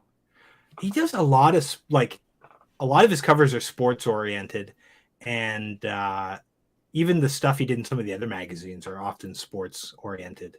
Yeah. No, it's interesting. I guess I never really realized this, that these are 2 separate covers, but there was like in the first. So you have this Norman Mingo number 30, and then you have this Norman Mingo 218, and I mean, it's like the same art, right? Yeah. I don't know. That's bizarre. I wonder if he got paid for both. A little lazy. They're like, yeah, we I paid think you I have already. that Yoda one. I think I have that Yoda one somewhere. Yeah. This Yoda one is See, beautiful. like, there's an opportunity. I'm surprised they didn't do like a baby Yoda one where they like played on that cover, you know, like a Grogu cover or whatever. Yeah. Now it'd be too late. They missed the mark. It would be. But They really missed it. I love that. All the text ones I love, but especially this one. I don't know why. I like the visual, like the moire pattern for that one where it was like the hypnotic issue. I love stuff like that. I don't know why. take up letterpress or something. You like letters so much. I should. I tried to convince my mom to buy a letterpress machine. I said we can go into business together. And she's like, I don't want to go into business with you. I took it in art school. We had like a few like big presses. They were kind of scary. Like I was surprised no one ever like lost a hand or anything. Yeah. But we got to do some fun layout stuff, and I was really surprised at how much I liked it. Mad Salutes the Coffee Break. That's a good cover. Yes. I don't know if it works as photograph, well right? small. I'm pretty sure I have that one as well. Yeah. Unless I sent it to you. I sent you a bunch of my covers, but or my issues. But I think I have that one, and I never appreciated it until I actually held the issue, and then I was like, "This looks great." Yeah. You know, the little coffee cup. Yeah, and Irving Schild is the photographer, artist. What's his face? Norman Yeah, it's Mingo. not illustrated; it's like a photo, so it like really works. Yeah, it is something else. Sam Viviano. This is his Yeah, I was first just thinking appearance that. for Mad Magazine. That's his first appearance. He did a cover for first appearance. Yeah. I'm Jeez. almost certain that is true. That's like me, only I did a cover they didn't use. Yeah. See, I could have been the next Sam Viviano. Yeah. You already used your. Wait, oh no, you didn't surpass what Basil Wolverton, did you? No, I was one short. One short. They, Well, you're tied they with kept him though, right? I'm tied with. I think I'm tied with him and Severin. Yeah. Not in That's terms pretty of good. like surface area though. Yeah. Just in terms of pages that I'm on. Credits, basically in terms of credits on Doug Guilford's site. Yeah, that's what matters. That's all Yeah. that's going to survive is Doug Yeah. Guilford's site. This is my era. I have all of these. This is a good era. It really is. This is your era? Not mine. Styx McFly. Oh. Sorry. Oh, Yeah, sorry. I didn't see the comment there. I was like, Yeah. you're not that old. No, I'm not. I do have, like in the ones that I owned as a child, I have a lot of these because my brother He was born in 76. He had a subscription. And then so I took all of his issues as a kid. Like he grew out of them and it's like, all right, yeah, give me them. And So he was like 10 years older than you, eh? yeah. Oh. Yeah. I got a brother. Well, no, I think I got a brother and a sister, and they're both somehow 10 years older than me. I don't know how that works. They got the same dad, I'm pretty sure. See that back cover? That's Mad Cuts of Baloney. That's my favorite back cover. Oh, well, this isn't the one I'm thinking of. Wait, 235 back cover. Oh, okay. I really want like a big poster of that. Yeah, it's like a sort of Frank Frazetta style. Is that fair? It's Boris Vallejo. Boris Vallejo. I'm offending some fucking heavy metal nerd. Is that? I mean, I'm not offended, but I'm saying like he's like a big name in like fantasy illustration. Like he's probably like after Frazetta, he's probably like one of the biggest. Okay, so and at least they actually hired him to do the cover. Yeah, so at least I was not so off that I didn't recognize somebody who was more famous than Frazetta, right? Oh yeah, he's less famous than Frazetta. Okay, what is his name? He's probably like this Boris Vallejo. Yeah, and like you're familiar with his art, even if you don't know it. Like if you flip through a book of his art, you would come across all sorts of things that you've seen. Yeah, video game covers and like movie posters. I think he might have done the European Vacation, National Lampoon's European Vacation cover. All right. Yeah. Oh, you know what? This is the cover I was thinking of. Because when you said that, I thought of this for some reason. I don't know why.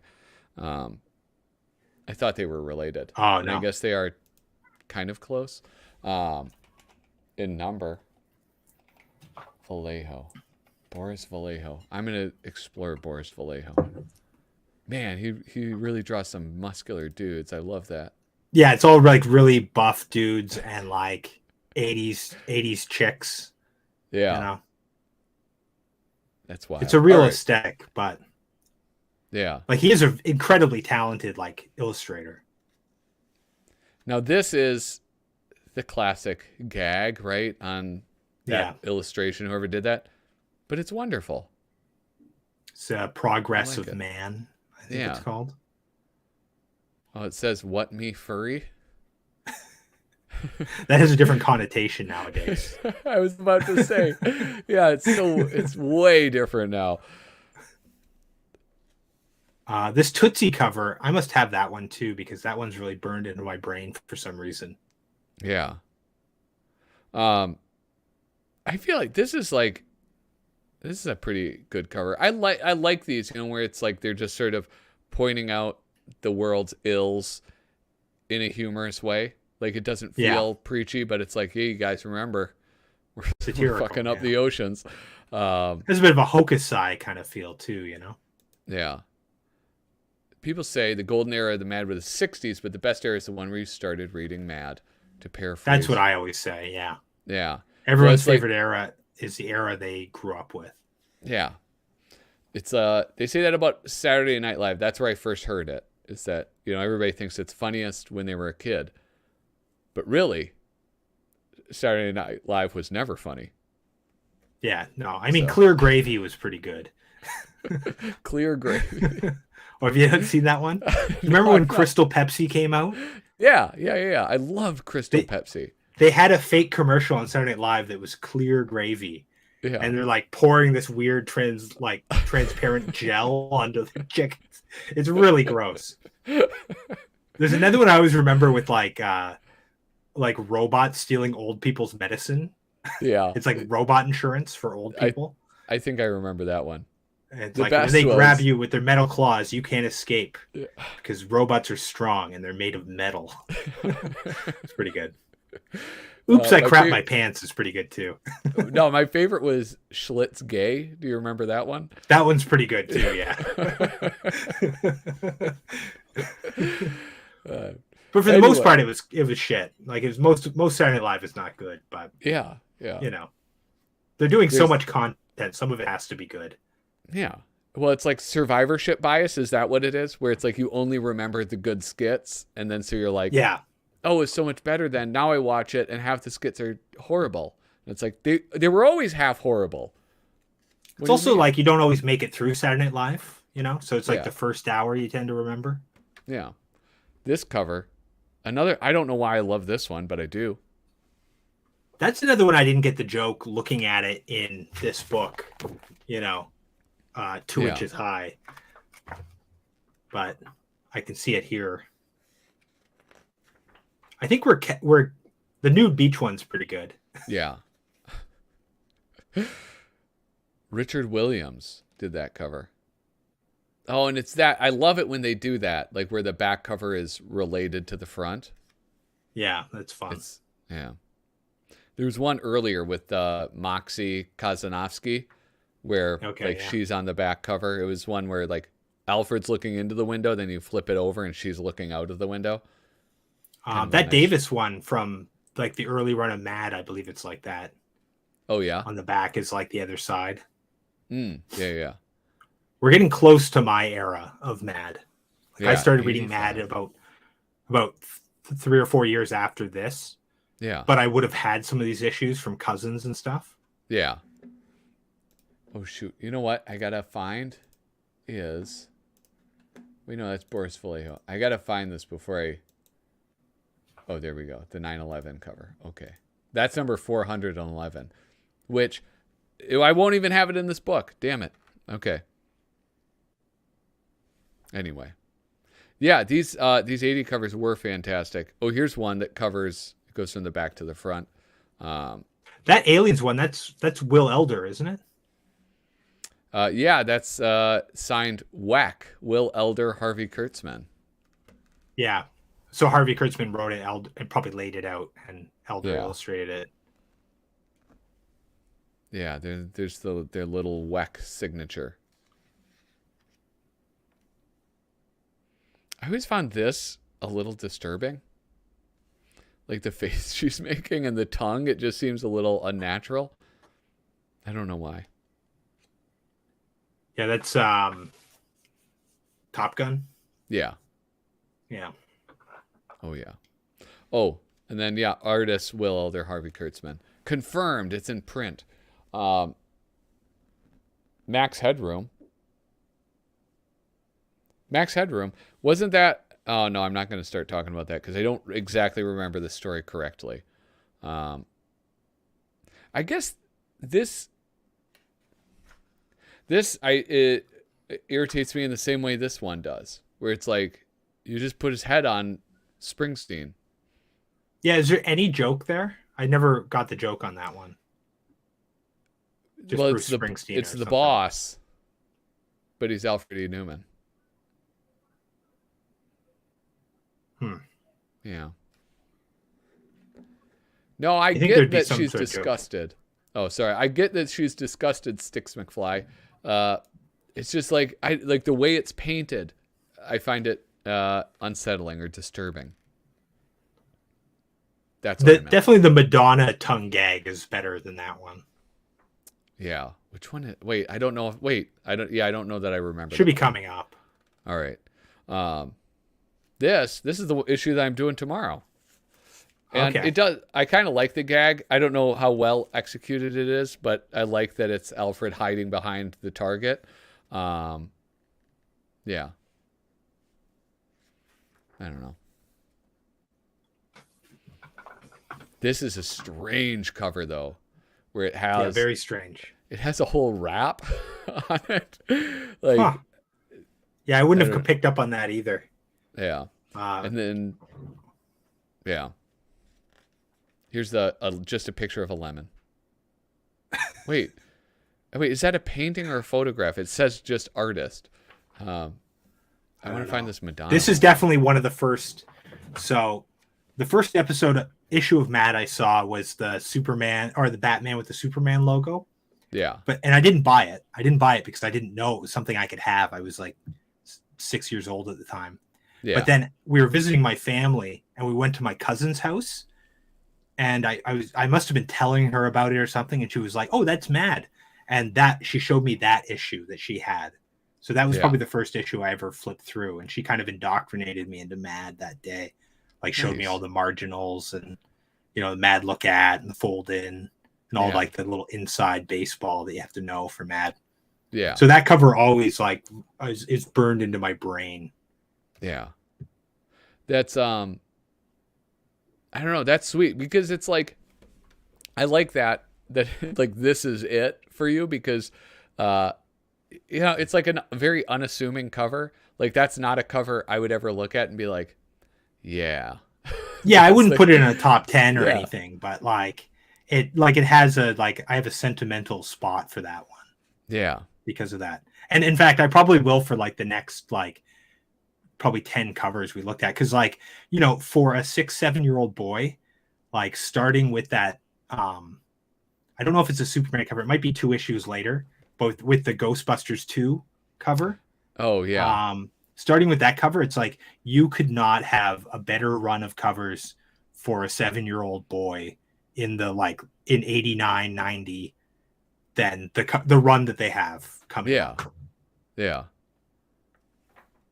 Yeah, here we go. And here we go. Yeah. Yeah. It's like Batman, Ghostbusters, Ninja Turtles, and I think it's like Mario Brothers, Simpsons.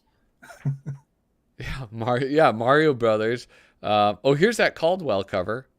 Wait, is That it? one's It burned into is. my brain too. Yeah. Yeah. I like Uh, that Sergio cover is really nice. Like that's a nice yeah. make a good t-shirt or something. Yeah, that would. I just want to, you know what I want to do? I want to steal. Oh yeah, and look, you have Gizmo, and then you got Yeah. Batman, Bart Simpson. Bartman, yeah. Yeah.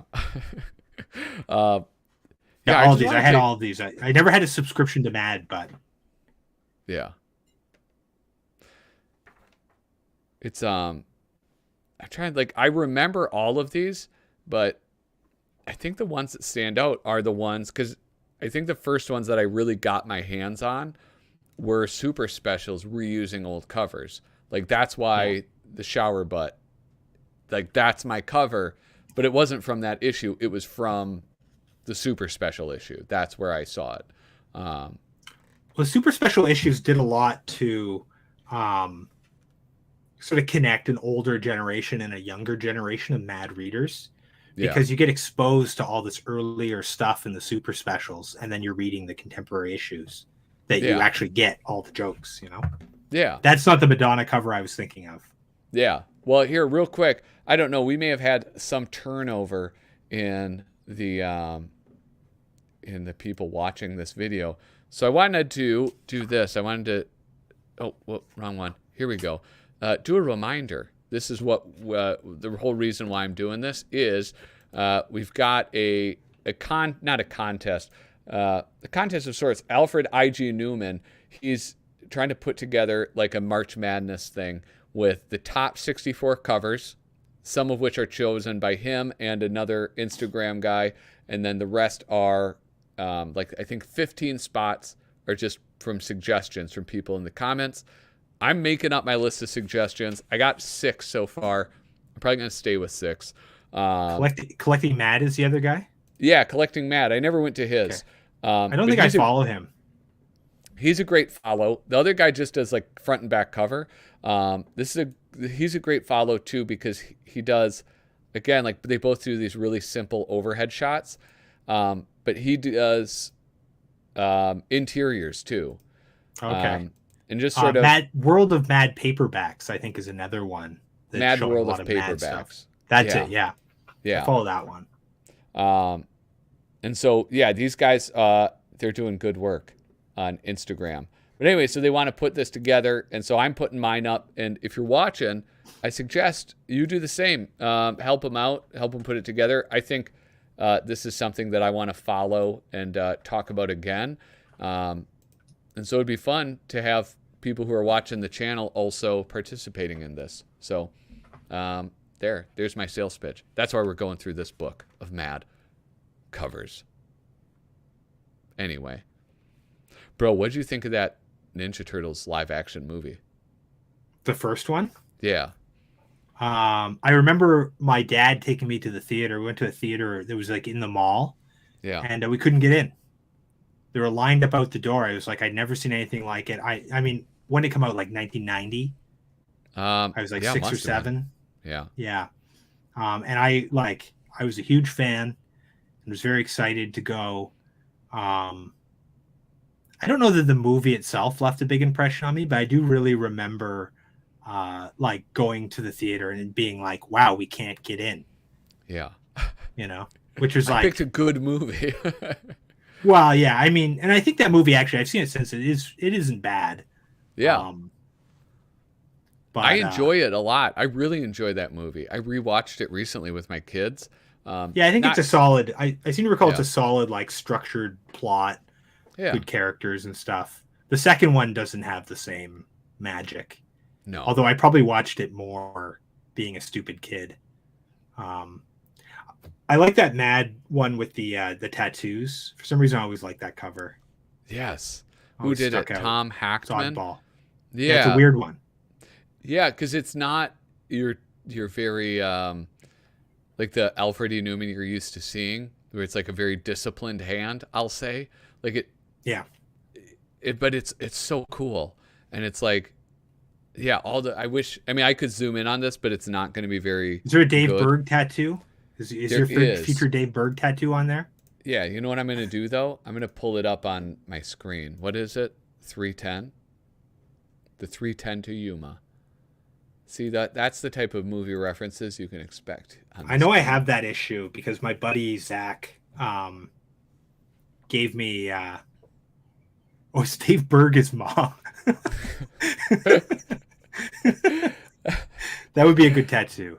Yeah. The And fold-in, then the Al Jaffe fold-in. yeah, right in the armpit, and then there's Dad is just I think I've seen it's someone do that before. It's Alfred E. Newman's skull.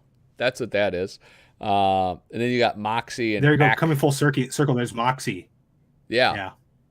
Yeah, Then you have the Poyet and Arthur. Then Potter ZB across the knuckles. It is great. a duck It's and wing, wonderful. flip the Yeah. bird. Yeah, Where's something Flip about the that Bird? cover always stood out Oh to yeah. me, and the way the hair is like it's like this. It feels like a screen print or something. Like it's Yeah. very. Or is it looks There's something kind about of the like texture. it looks almost airbrushed. I don't know. Yeah, it probably is airbrushed, but the hair just like recedes into the background and like pushes the face to the foreground. I just always liked that one for some reason. Always Yeah. stuck with me. It is a great one. Ah, shoot. Okay, I'll put this one on my list. Well, no. Well, I kind of like it. I don't know if it would be a top 10, but it's definitely a memorable one for me. I mean, it's so different too. Like the entire logo is different. It's like they really let Yeah, that that's guy odd. go crazy. It's really odd. Yeah. You don't get a lot of like different logos. This one. That The pumpkin. yeah, I love that. I was one. impressed with that when I was a kid, for sure. Yeah. I think inside they might have pictures of the actual pumpkin Yeah. being carved or something. I seem to recall.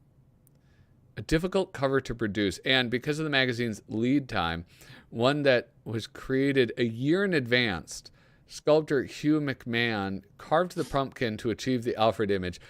Then a light bulb was placed inside the pumpkin to give it a proper glow. Photographer Irving Schild had to snap fast as the heat of the bulb was rapidly cooking and distorting the shape of the pumpkin. Huh. The Interesting. body, incidentally, belongs to then assistant editor Andrew Schwartzberg, whose own half-baked head has been glowing ever since. So I guess they had to do it a year before because you can't get pumpkins in August. Yeah. And so by the time the pumpkins come, it's like, well, no, it's already at the printers. Yeah, because what's the date on that issue? What's the month on the issue? January, January. which means That's when it came off the shelf. No, that's no. So it's probably Yeah, 2 'cause months. November is probably when it was on. October and November is probably when it was put out. So it's actually okay. Because with magazines, they date it when they come off the shelf. When they come off, when they're to remove Yeah. them. Yes. So that came out in November. Yeah. So right after. I mean, that would be my guess. Maybe because it's usually 2 months that they'll sit on the shelf. What was their schedule at the time? Were they 8 issues a year? At this time? No, they must have been 12 at this point. Okay. Well, then why would it be January? It would have had to come out in December. No. I don't know. It just seems like odd time. But why would you do a pumpkin not in October? It had to come out in October. It's like that Simpsons episode where like Homer loses all his money because he doesn't sell his pumpkin shares before Halloween. Yeah. Yeah, like Trading Places. Right? Yeah. Anyway. The Trolls I always remembered too. Yeah. This is one I really like. Yeah, I bet that one's could be high on the list. I imagine it would have to be. It's not, I enjoy it. I wouldn't say it's like in my top, but. Are you going to fold it? No, they folded it for me. Well, how can you be sure? How can you be sure? They could have tricked you. Good point. Oh, man. Oh, yeah. Hold on. Shane Buckley says, go to the tattoo page. Well, I can't. I don't know where it is. But Shane Buckley is now the latest resident of, what do you call it? Doug Guilford's Mad Cover site. He's got nice pictures of his tattoos up there. Oh, okay. Yeah. Oh, wait. And then what, he got into Mad? Yeah. Look at, oh yeah, holy smoke. Okay, so he also sent me this. Here, I'm going to show you this. This has to do with Robert Crumb. Shane Buckley makes these with their rugs, right? Browser. Boom. Oh, so nice. He designs and then makes the rugs, and this is Robert Crumb, right? Well, you should check out my channel, Little Cozy Nostril and Canonically Crumb, where we explore the comics and characters of the Crummyverse. When is the first episode of that, by the way? When? It's already out. Well, I looked. I didn't see. Obviously, you haven't watched it. I thought we were friends, but the first episode's out. I'm hoping to get the next episode out for next Wednesday. Yeah. Do you make playlists? Probably aim for Wednesdays. That's a busy day for YouTube. So. Oh yeah, look I found it. You said that you used the Maharishi cover, and I thought you were being sincere. So I was looking. No, I did use it. I did use it in there because I relate the like Mr. Natural. It might not be appropriate for your channel. Yeah.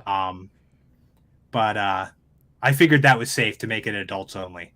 Yeah. But Canonically Crumb, number 1, Mr. Natural, the pre-Zap years.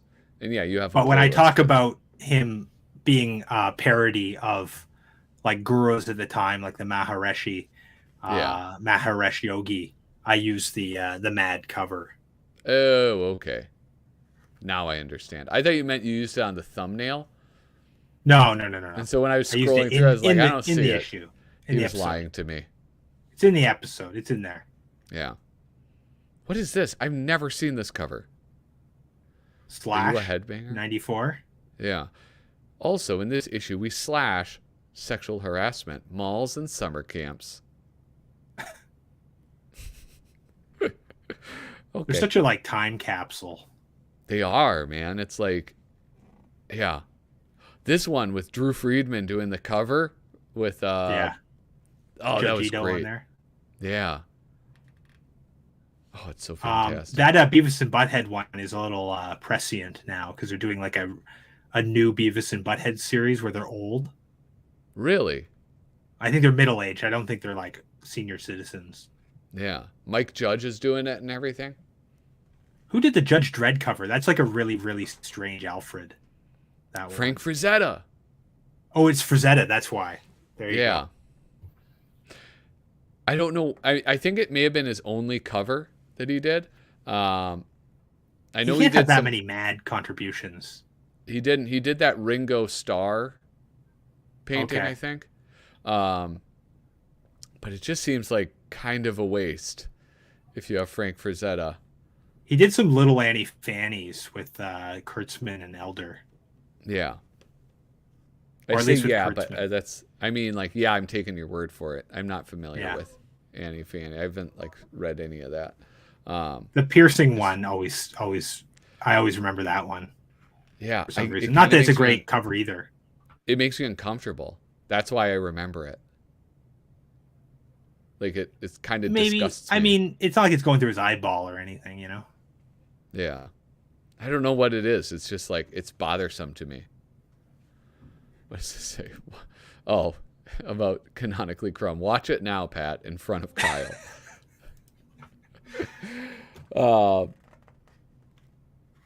Yeah, we're nearing the end. Holy smokes! And it's after like we're 2 hours into this. It's 10 o'clock Yeah, here. we've got a Oh, little it's long even here. later for you. Yeah. Yeah, it's after midnight for me. It's the Oh, next day. jeez, Louise. It's the next day for me. You're Yeah. tomorrow. It's true. This is like a It's time true. phone. Yeah, How's the like fifth? so if there's some sort of like cataclysmic event, I can warn you in Yeah. advance. So now we're getting to the point where like I was probably on to heavy metal now and only picking up mad sporadically. Yeah. I don't know. There were some great issues or like some great covers and great issues during this time. And I was an avid reader of this, like at all of these. So a lot of these I have a very strong connection with. Well, I think you're like 2 or 3 years younger than me too, so Yeah. Well, and also I'm very immature. Yeah. like I definitely had some of these like border ones, but I think it was like, you know, when I'd see my grandma, she'd give me one, you know, Yeah. because she knew I liked Mad. There's a Justice League International, or it may be Justice League Europe, and it's like a take on these with Guy Gardner. No. Oh, it's not. I thought it was Guy Gardner on that cover. There is. I mean, maybe there is. I'm talking about a different one though, where it's a cat being held by the scruff of the neck with a gun, and it says, "If you don't buy this issue, we won't kill this cat." What? And yeah, I guess like the cat was the That villain. must be like the most parodied cover. Probably, yeah. Yeah, I would imagine so. Yeah. I did like this yellow border. I think I've talked about that before. I enjoyed it because of the I don't know, it felt like a connection, an homage to the older one. Hey, go back a second to that Yeah. page with the Seinfeld one. Is Yes. the borderless copy, is that the Canadian version? No, I think they put out both. Yeah, because I think I had that without the border. Yeah, no, I think they wait a second. Yeah, no, I think they put both out in both markets. Okay, weird. Yeah. And like I don't know, I didn't appreciate it then that it was like an homage to the early magazine issues. But I still enjoyed it, and now I appreciate it now as what it was. Right? It was an homage, right? And now Yeah, you get and into Weirdo like, did the same thing. yeah. Well, now you get into like the things where it's like the variant covers, when variant covers were becoming like popular in. Well, wouldn't this be comics. after variant magazine covers were popular? Like, when is this? Like 98? 98, yeah. 98, 98. Yes, this is like after the bust, isn't it? Like, when was the big comic book bust? Well, oh yeah, how they would have like yeah, that would be early 90s, right? Like with but I mean, it's not like it's something they stopped doing. I mean, they still do variant They still covers do it now. Yeah. I think it was just people thought, I don't know, yeah, they were just selling so goddamn many of them. I think that was a real bust. I don't know. I don't know that much about. I definitely had some of these Phantom Menace ones. I would have picked them up. I was such a fool. I didn't realize there were so many. I didn't know there's that many some variants. of these are different. I'm sorry. No. There weren't. These are just different countries. Okay. Oh, okay. All right. I was very worried. Imagine if they did 6 Darth Maul episodes or issue covers in a row. Yeah. That would have been horrible. I love this one. Who the hell did that cover? It's like really strange art. Yeah. James Warhola did it. Okay. Yeah. I like him. I don't know how I feel about the like early digital coloring though. Yeah. Or is it digital coloring? It looks like digital here on like Pikachu. Well, I have no idea. I have no way of identifying digital coloring except for Okay. when Lynn Varley made the switch to digital coloring in Dark Knight 2, Dark Knight Strikes Again. Yeah. This is it. I did love these ones, actually. The goofy retard cover. I don't know. Canceled. Cancel him, folks. God. Patrick's listen, canceled. I know you're not supposed to say the R word slur. retard, but it's so funny when people You can use it if it. you're saying like something is like flame retardant. Yeah. You can use it in that context, but otherwise it's just you're canceled. You're done. I know, but Get it's him so out of here, funny. folks. Like when people do it like this is just perfect how it is. Like I don't think it's funny when somebody just says, hey Kyle, stop being a retard. But in certain contexts, that's not funny because I have Down syndrome. Right?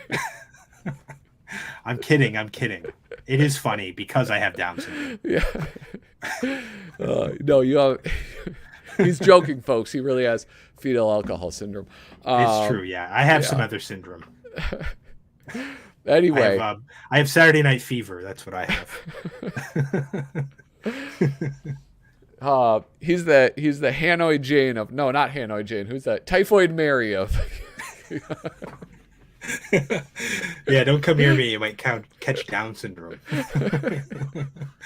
Although seriously, it's not something to joke about. It is it's not a serious affliction. That's very sad.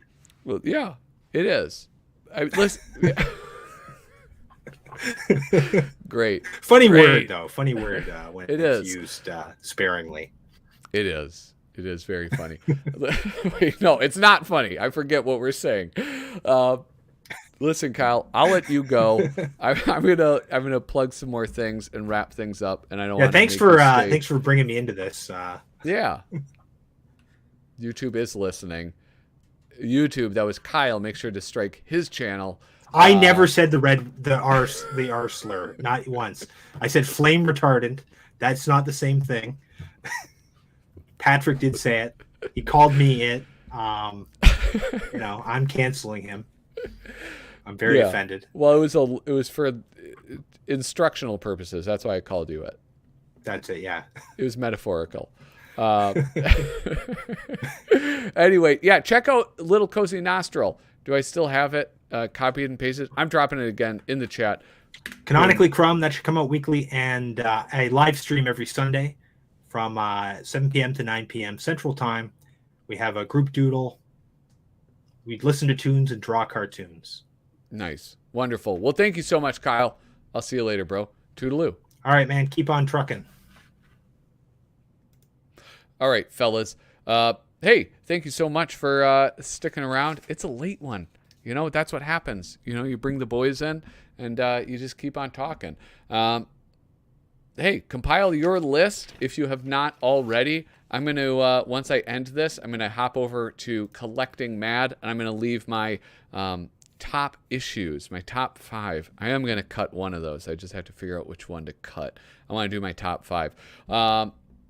Anyway, please remember, hit like, hit subscribe. Thank you guys so much. Demir, you got it, man. It's midnight, dude. It's late. Or not midnight. It's midnight somewhere, okay? Demir, wonderful to see you. Clown Nookie, Harvey, Esquire, Shane Buckley, wonderful to see you. Sticks McFly, Angel Acevedo, great to see you. I know there's other people like further up in the chat. I apologize. I can't find you all. Thanks so much for watching. Now I got to get to this thing so it's nice and smooth. Thank you so much for watching. Toodaloo.